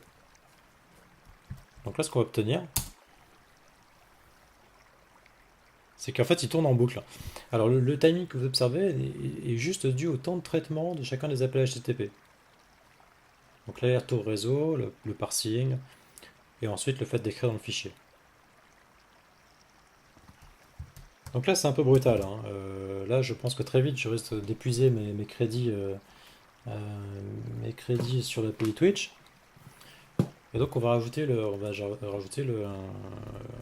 petit timer. Comment on fait ça? C'est-à-dire que comment on fait ça, j'ai pas la réponse, il faudrait que je regarde la doc. Donc, traditionnellement, c'est une fonction qui s'appellerait sleep. On peut espérer que ce soit quelque chose comme sleep. Donc sleep, bah écoutez, il existe une fonction sleep qui prend un entier, qui renvoie un entier dans la monade IO. Alors là on est dans un cas où le message, la doc est un peu agressive, on a du rouge qui pète. C'est le rouge FF0000, pas de subtil, hein. Et en fait ils nous disent que en gros, bon ça c'est pas foufou, hein. Donc on va pas utiliser ça. Et il nous enjoint à aller regarder une autre fonction qui s'appelle sprite delay, qui semble faire un peu mieux l'affaire. Sprite delay, qu'est-ce qu'elle a comme signature? Après un entier, et renvoie dans IO le tuple vide. Donc ça suspend le thread courant d'un nombre donné de microsecondes. Entre parenthèses, uniquement pour GHC. Donc là, c'est le genre de fonctions qui ne sont pas portables. Alors en fait, on pourra s'en contenter, et dans le cas de l'exercice, on va s'en contenter. Et en pratique, tout à fait raisonnable de se contenter. Compiler du Haskell en dehors de GHC, ça se fait bien sûr. Mais c'est pas forcément votre cible quand vous écrivez un outil en ligne de commande, par exemple, ce qui est notre cas ici. Et c'est devenu assez marginal en fait. Donc on va faire ça. Donc on doit lui passer des millisecondes, des microsecondes. C'est dans le module qui s'appelle control.concurrent. Et la bonne nouvelle, c'est qu'il est dans base, donc dans la lib standard, donc il n'y a pas de de nouveaux paquets à rajouter. Donc on va importer ça.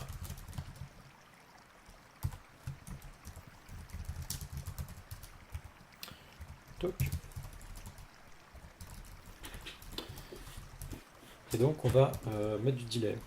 Donc le delay, ce qu'on va faire, c'est qu'on va le mettre après l'appel successful. On va delay le fait de rappeler la fonction. Ça me semble bienvenu. Et donc en fait là, on va... donc en fait ce n là qu'on avait nommé de façon tout à fait volontairement peu instructive, on va le renommer en secondes.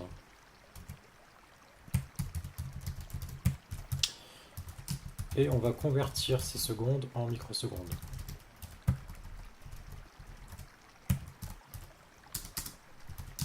On va écrire une fonction qui doit compiler. Elle n'est pas définie, mais plus pour l'exercice lui-même qu'autre chose, on va laisser GHC nous aider. Voilà, il nous explique que en fait, ça prend des integers et ça renvoie à un int. Donc déjà, une petite différence entre integer et int. On va pas s'en préoccuper. Ce qu'on va dire, c'est que les deux se typecast assez bien les uns les autres. Dans les valeurs qui nous préoccupent, ça sera largement suffisant. Mais en fait, ce integer il est complètement de mon propre fait.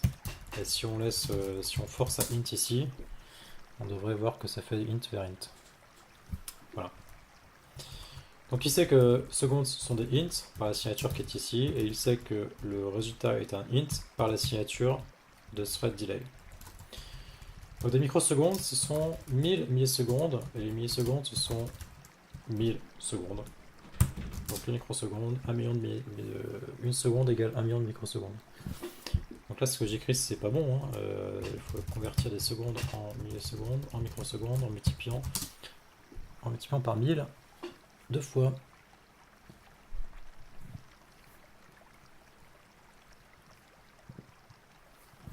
Donc ça compile. Donc maintenant, on va tester. Donc 5 secondes, c'était assez peu en fait par rapport à ce qu'on a vu par rapport au temps de traitement pour que ce soit bien clair que ça a attendu. Donc on va juste rajouter de façon un peu artificielle 10 secondes le watch. C'est pas très rigoureux hein, comme méthode de test, mais ça coûte pas cher et c'est généralement très suffisant.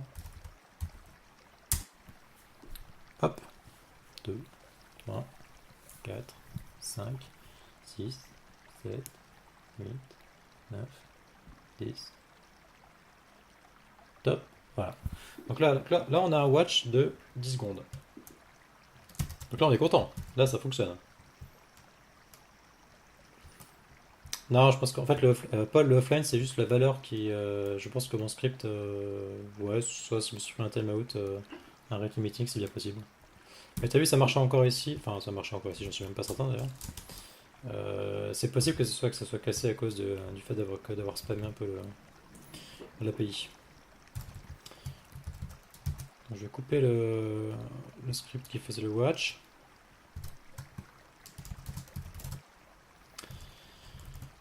Et maintenant, ce qu'on va faire, c'est que on va rajouter on va rendre aussi ce type-là, ce watch. Bon, je vais pas, on va pas le passer en argument, mais ça, je ferai soit la semaine prochaine, soit je vous laisserai le faire de côté pour les personnes motivées.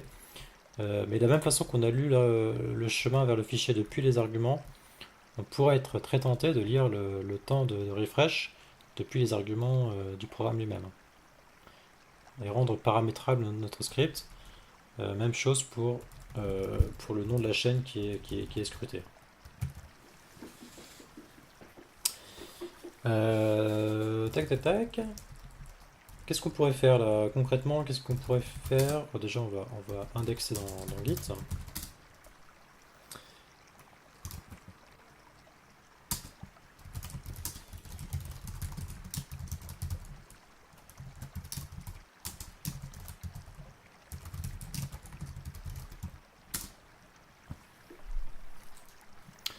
Donc là, il y aurait pas mal de nettoyage à faire pour rendre le code un peu plus, un peu plus lisible, notamment en redécoupant en petites fonctions, en extrayant ceci, qui semble être quand même du code assez particulier par rapport au reste, qui est beaucoup la tuyauterie, la gestion d'erreurs, qu'on voudrait peut-être affiner ou rendre un peu plus subtil, que sais-je, ou réutiliser différemment, hein, par exemple.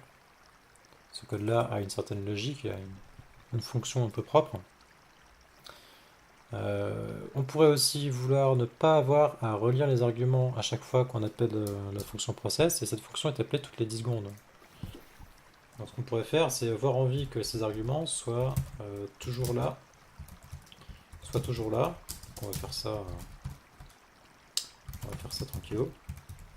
Et soit que ces arguments du programme soient des arguments de la fonction process elle-même.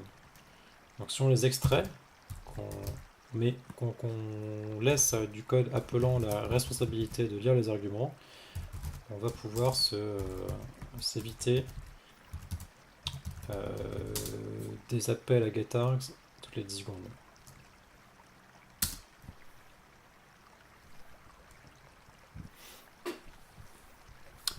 Donc là, ça ne compile plus parce que j'ai pas appelé la fonction process avec tous ces arguments, donc elle est partiellement appliquée.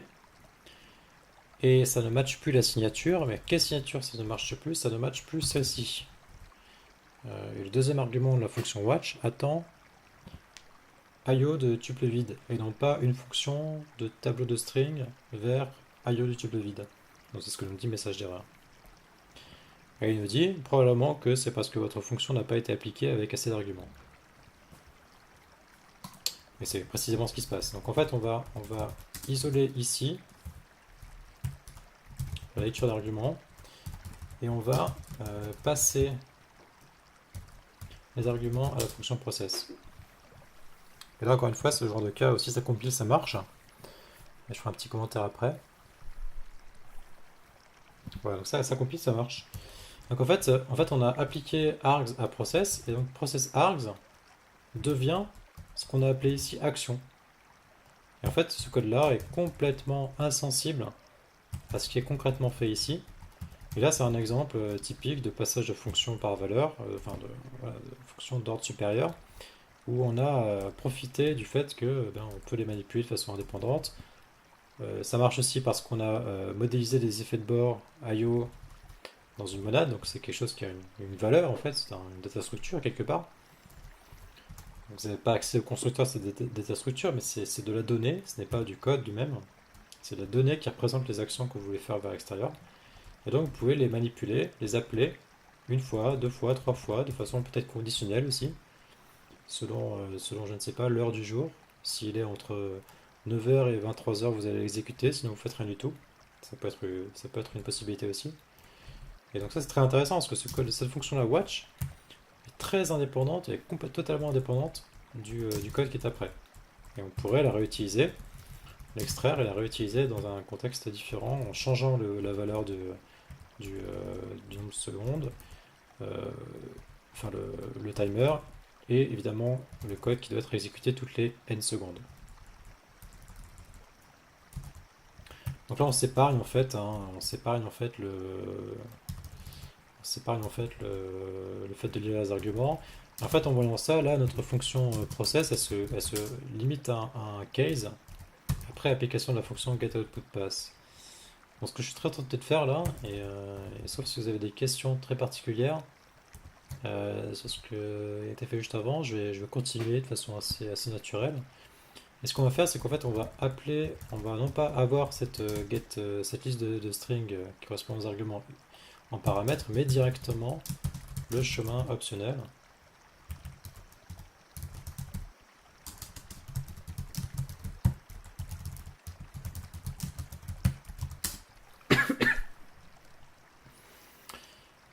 Donc là, ça ne compile plus, c'est normal. On a changé la signature de la fonction process. Et pourquoi? Parce qu'en fait, args n'est plus. Il faut appeler la fonction qu'on a écrite tout au début, qui est getOutPutPass.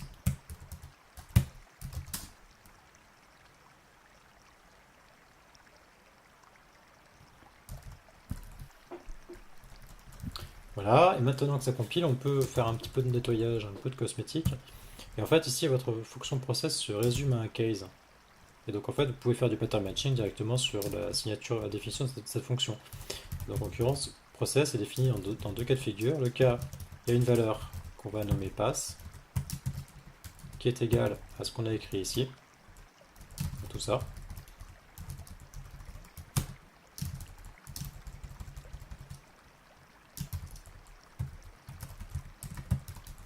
Et le cas nothing, qui correspond cette fois-ci à ceci.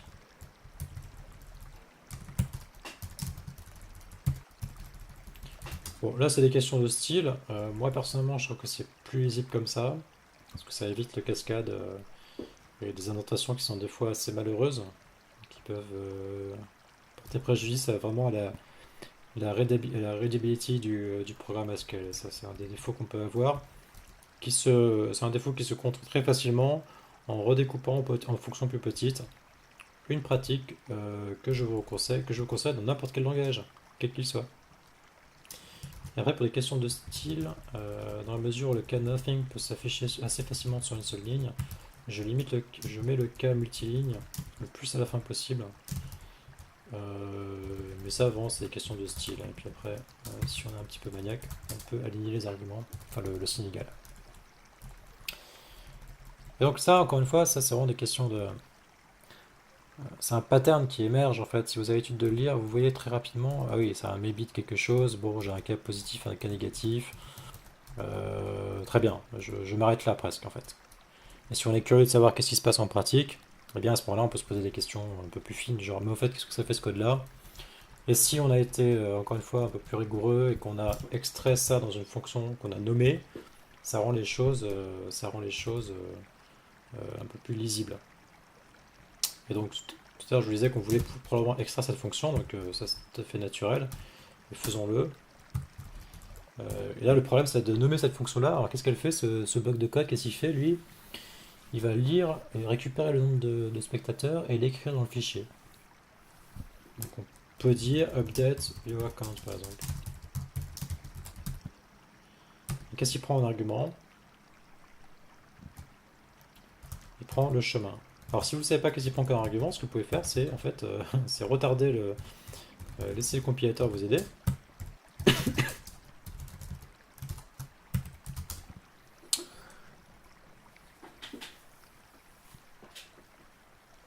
Et en fait, là, il y a l'erreur, ligne 29, et il vous dit que pass n'est pas défini. Donc ça, c'était un des arguments de la fonction qu'on a extraite. Du coup, on va appeler, passer l'argument à la fonction.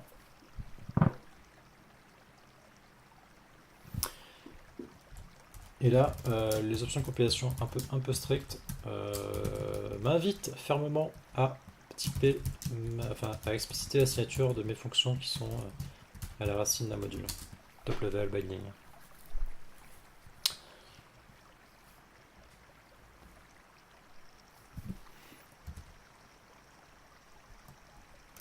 Alors either, non, c'est pas un either, ça serait maybe en l'occurrence. Either, c'est pour le type either. Là, vous avez un maybe, donc on peut avoir une version plus raccourcie qui utilise maybe.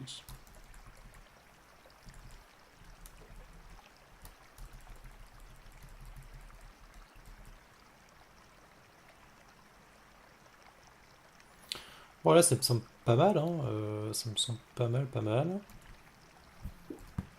On va regarder ce qu'il y a comme diff.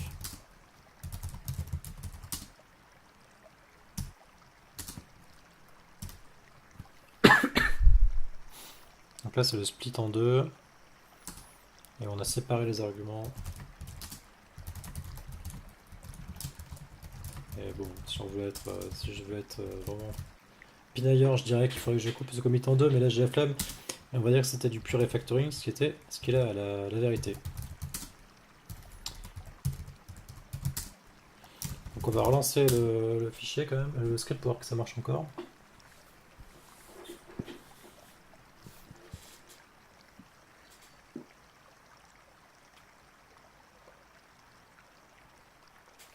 Ça marche encore, a priori. Mais est-ce que ça a rétabli le message en bas à droite? Oui, ça a rétabli le message en bas à droite. Formidable. Donc ça répond à ta question, Paul, de savoir est-ce que c'était probablement une histoire de rate limiting.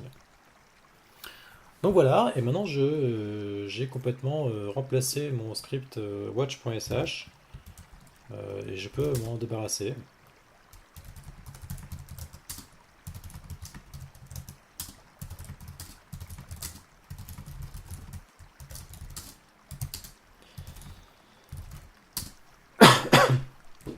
Ouais. Dommage, tant pis pour moi. Tant pis pour moi, il fallait pas que je fasse ça.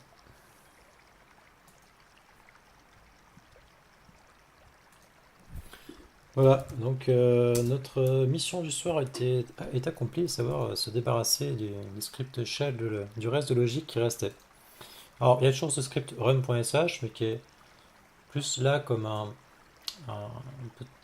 enfin, c'est vraiment, il faut le voir comme un utilitaire, c'est plus un wrapper pour du paramétrage en local. C'est-à-dire que c'est pour le coup plus spécifique à mon setup en local qu'à l'exécutable lui-même. Et donc c'est quelque chose qui est du pur paramétrage et non pas le fonctionnement de ce programme. Donc il existe toujours là, mais il n'est pas forcément de la responsabilité de ce projet-là d'être écrit. Tout ce qu'il faut, c'est lui passer les arguments que ce programme attend.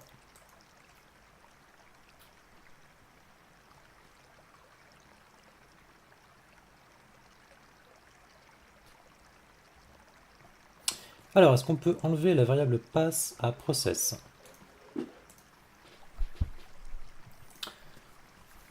Alors, on peut en fait, on peut réécrire process en une seule fonction qui utilise la fonction maybe.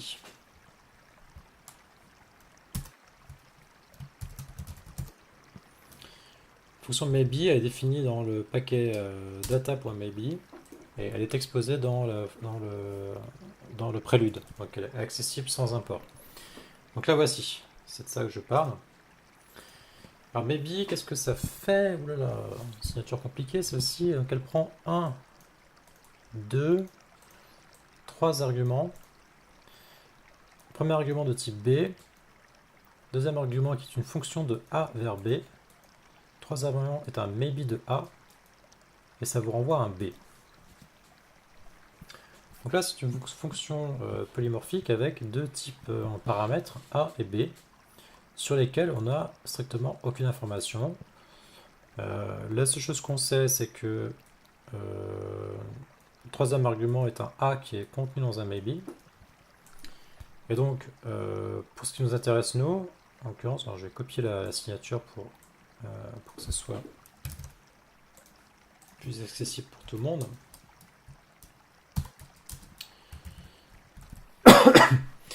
On va faire de la compilation, du golf de compilation.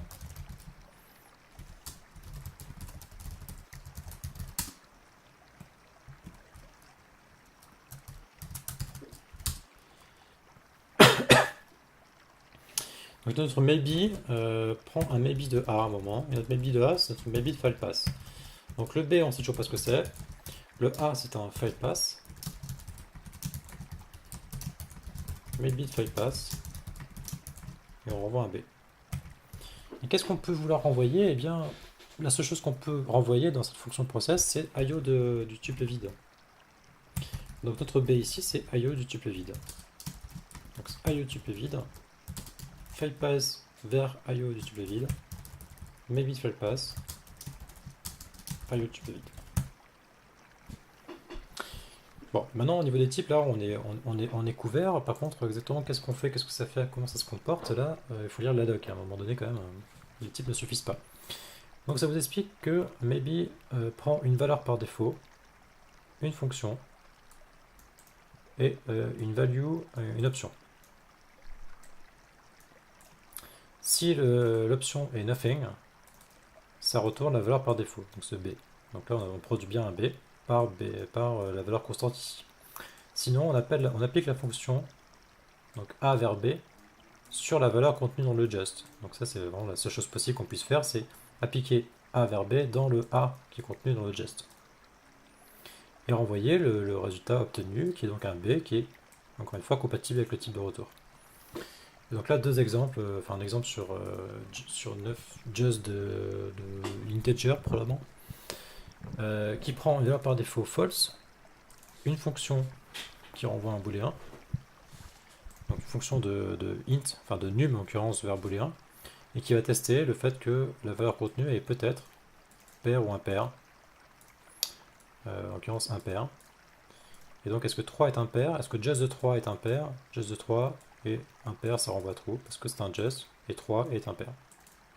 Et même fonction appliquée à nothing, et bien nothing, on ne peut pas appliquer la fonction odd, il n'y a pas de valeur numérique, et donc on fait back sur le false.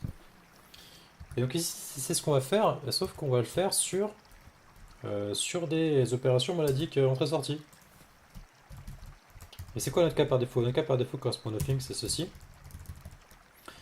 Donc on va l'appeler missing argument par exemple.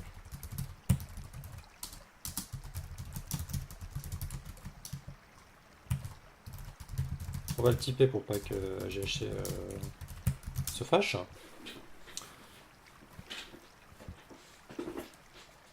Qu'est-ce que j'ai écrit? Ah oui, non, mais ça c'est bon, évidemment, ça c'était pour s'y retrouver. Insensé compiler. Voilà, donc là on a juste extrait, hein, on a juste extrait une expression sous forme de fonction tierce, rien d'intéressant à dire. Donc le cas par défaut c'est missing argument. Et le cas file pass vers IO de chaîne du tuple vide, eh bien cette signature là c'est exactement cette fonction update viewer count. Et donc process, on peut l'écrire de façon plus concise avec de la sorte update viewer count appliqué à un maybe. Donc on va nommer le maybe quand même.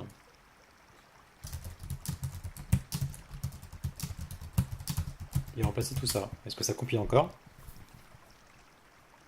Non, parce que j'ai fait une typo.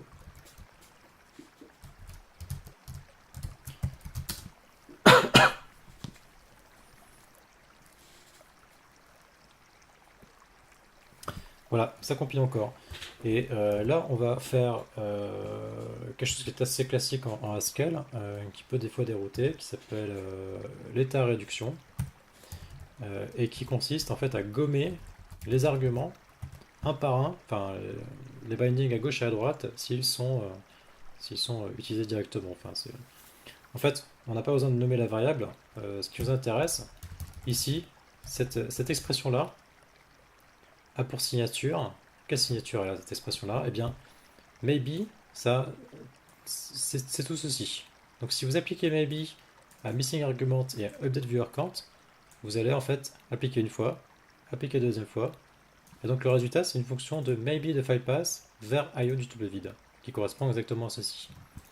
Et donc en fait là, en faisant ceci, en appliquant partiellement la fonction maybe, on produit une nouvelle fonction qui correspond exactement en termes de signature à la fonction process. Donc on peut le voir, c'est presque un alias en fait, hein, c'est juste vous avez un alias vers une expression un peu plus riche. Et là ça devrait continuer à compiler.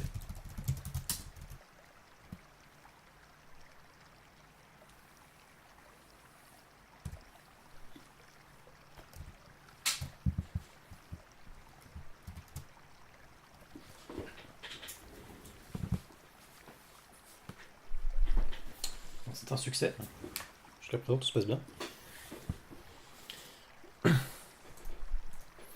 Et là, on a petit à petit en fait remplacé pas mal d'expressions qui avaient une structure un peu plus peu plus imposante, on va dire, avec de l'indentation, des flèches à gauche à droite, des parenthèses.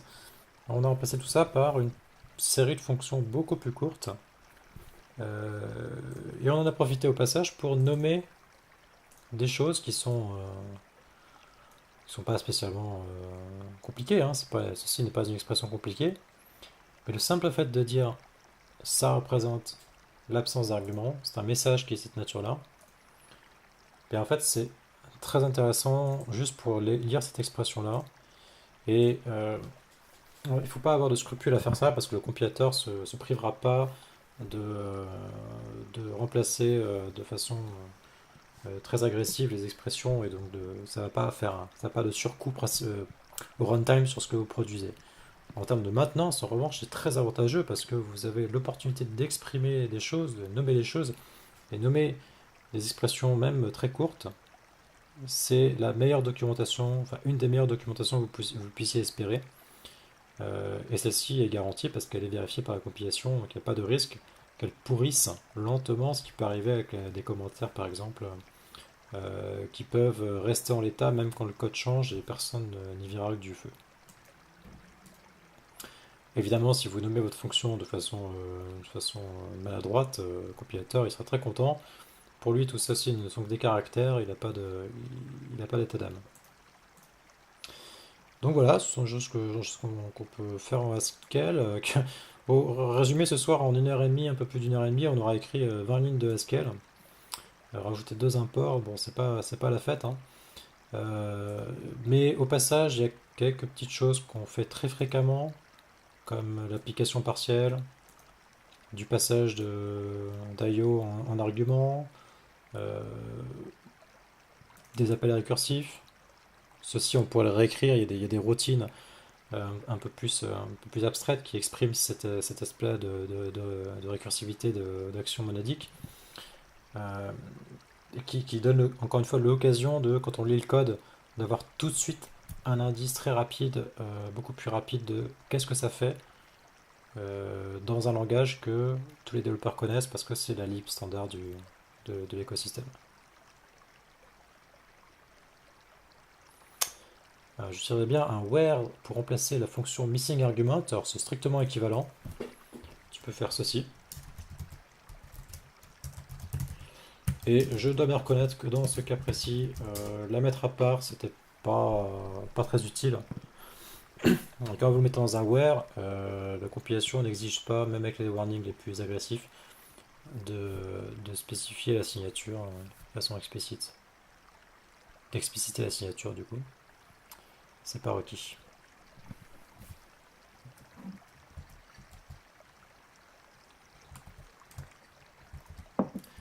Bon, je pense moi, je vais arrêter de coder parce que je pourrais y passer des heures. Je vais gentiment indexer et puis préparer une petite pull request.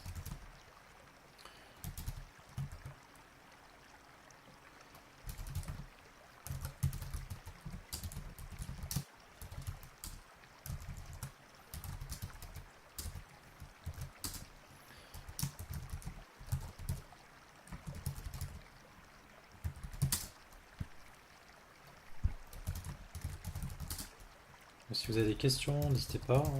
Moi, je vais rester un petit peu plus si vous avez des questions. Alors maintenant que j'ai remplacé complètement le bash en Haskell, une idée de sujet la semaine prochaine. Alors, j'ai pas réfléchi. Pour tout te dire, ce qu'on a fait ce soir, j'ai pensé hier soir. Donc il n'y a pas de grand plan. Il y aurait plein de petits trucs à faire à gauche à droite. Ce qu'on pourrait faire, ce serait notamment de remplacer, enfin de convertir cet outil qui est un outil de commande en service web. Mais je ne suis pas forcément convaincu de l'intérêt dans ce cas précis.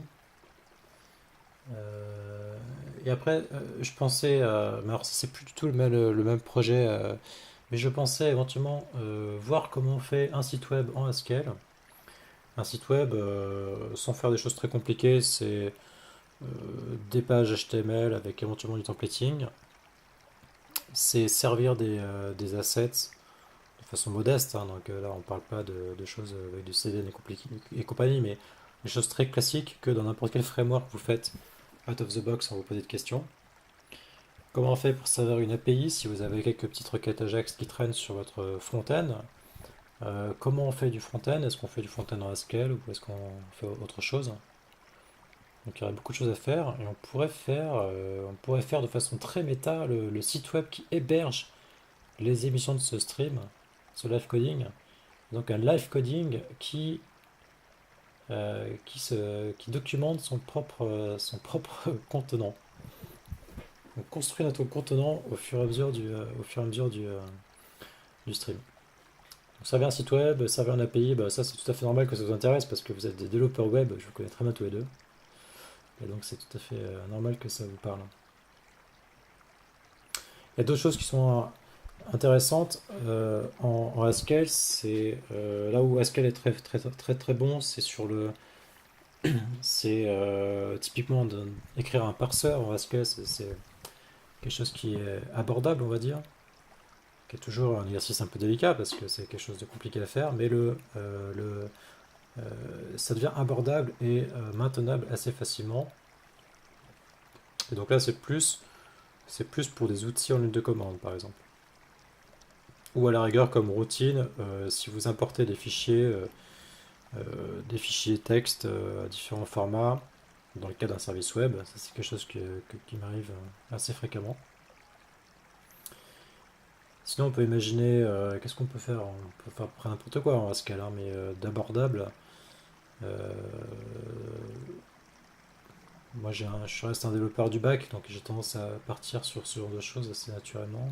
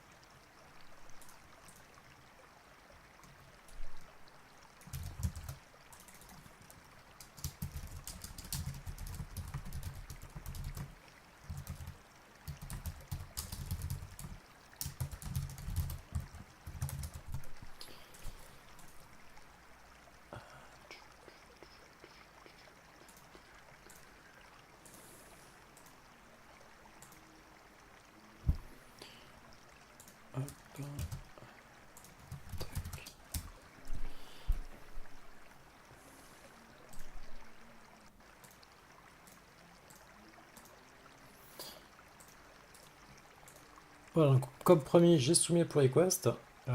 Pour ceux qui regardent sur YouTube et qui ne sont pas encore endormis après 2 heures d'ambiance de forêt sur fond de blabla en Haskell, je vous linkerai la pull request dans la description si vous êtes arrivé jusque-là et que vous ne l'avez pas remarqué. Et puis pour les autres, ce que je vous propose pour finir tranquillement, ça serait de peut-être jeter un œil à la pull request de Paul qui semble-t-il a mis à jour la diff avec les remarques de tout à l'heure, c'est bien ça?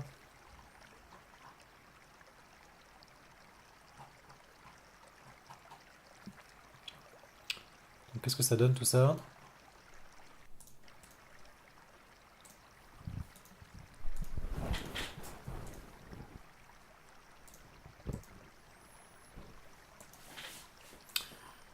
Donc cette fois-ci, par rapport à la dernière fois, on expose la fonction fetchWorkCount depuis un module Twitch API.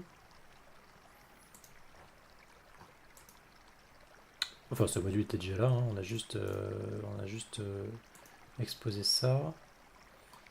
Et donc voilà, tu as déplacé la fonction un peu plus utilitaire vers le code qui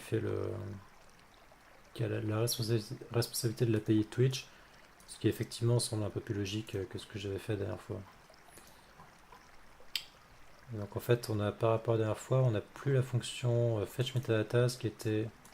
Où est-ce qu'elle a été servie celle-là? Où est-ce qu'elle a été construite? Elle a été construite ici. Et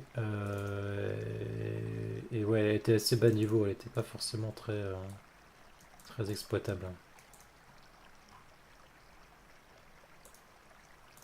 Alors le seul petit bémol, hein, la seule remarque que je ferais par rapport à ça, c'est que euh, moi ce que je fais sur les clients d'API en servante, pour en avoir écrit un petit paquet depuis un an à peu près, c'est que j'expose pour un endpoint une ou plusieurs fonctions I/O dont les types en sortie sont assez proches quand même de ce qui est la signature de l'API.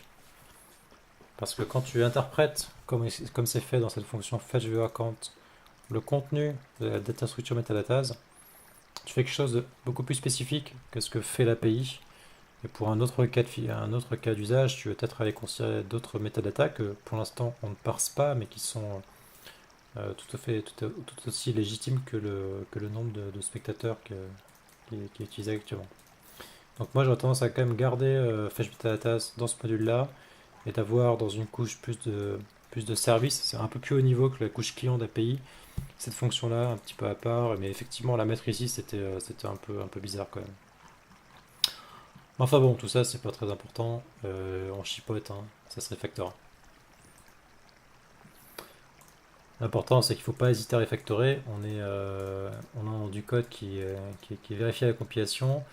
Donc ça fait beaucoup de garanties, beaucoup de sécurité sur ce genre de modifications qui sont très techniques au final.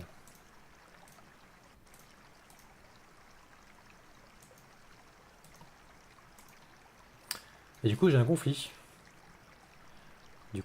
Sur ma pull request.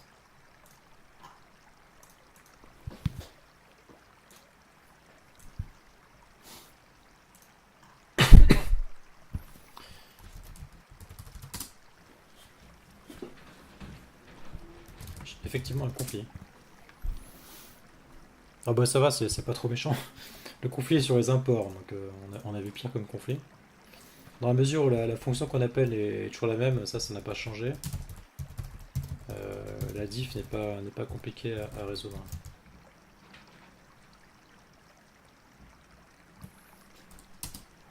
Ce qui est vrai, c'est que le conflit apparaît sur le premier commit. Est-ce que ça passe encore les tests? J'ai pas vérifié ça tout à l'heure, hein, c'était pas bien ça.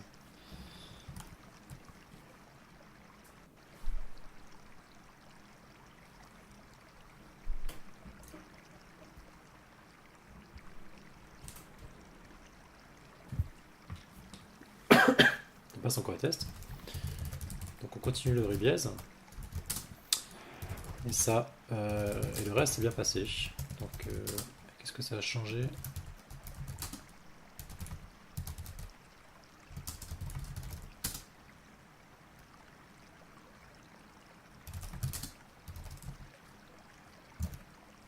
Tiens, c'est intéressant ça. Pourquoi ça me fait ça?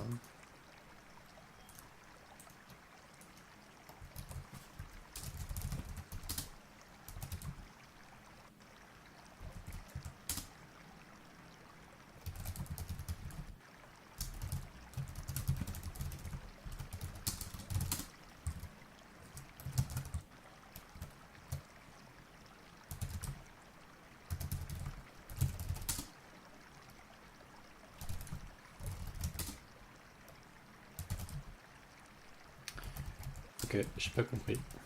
Bon, c'est pas grave.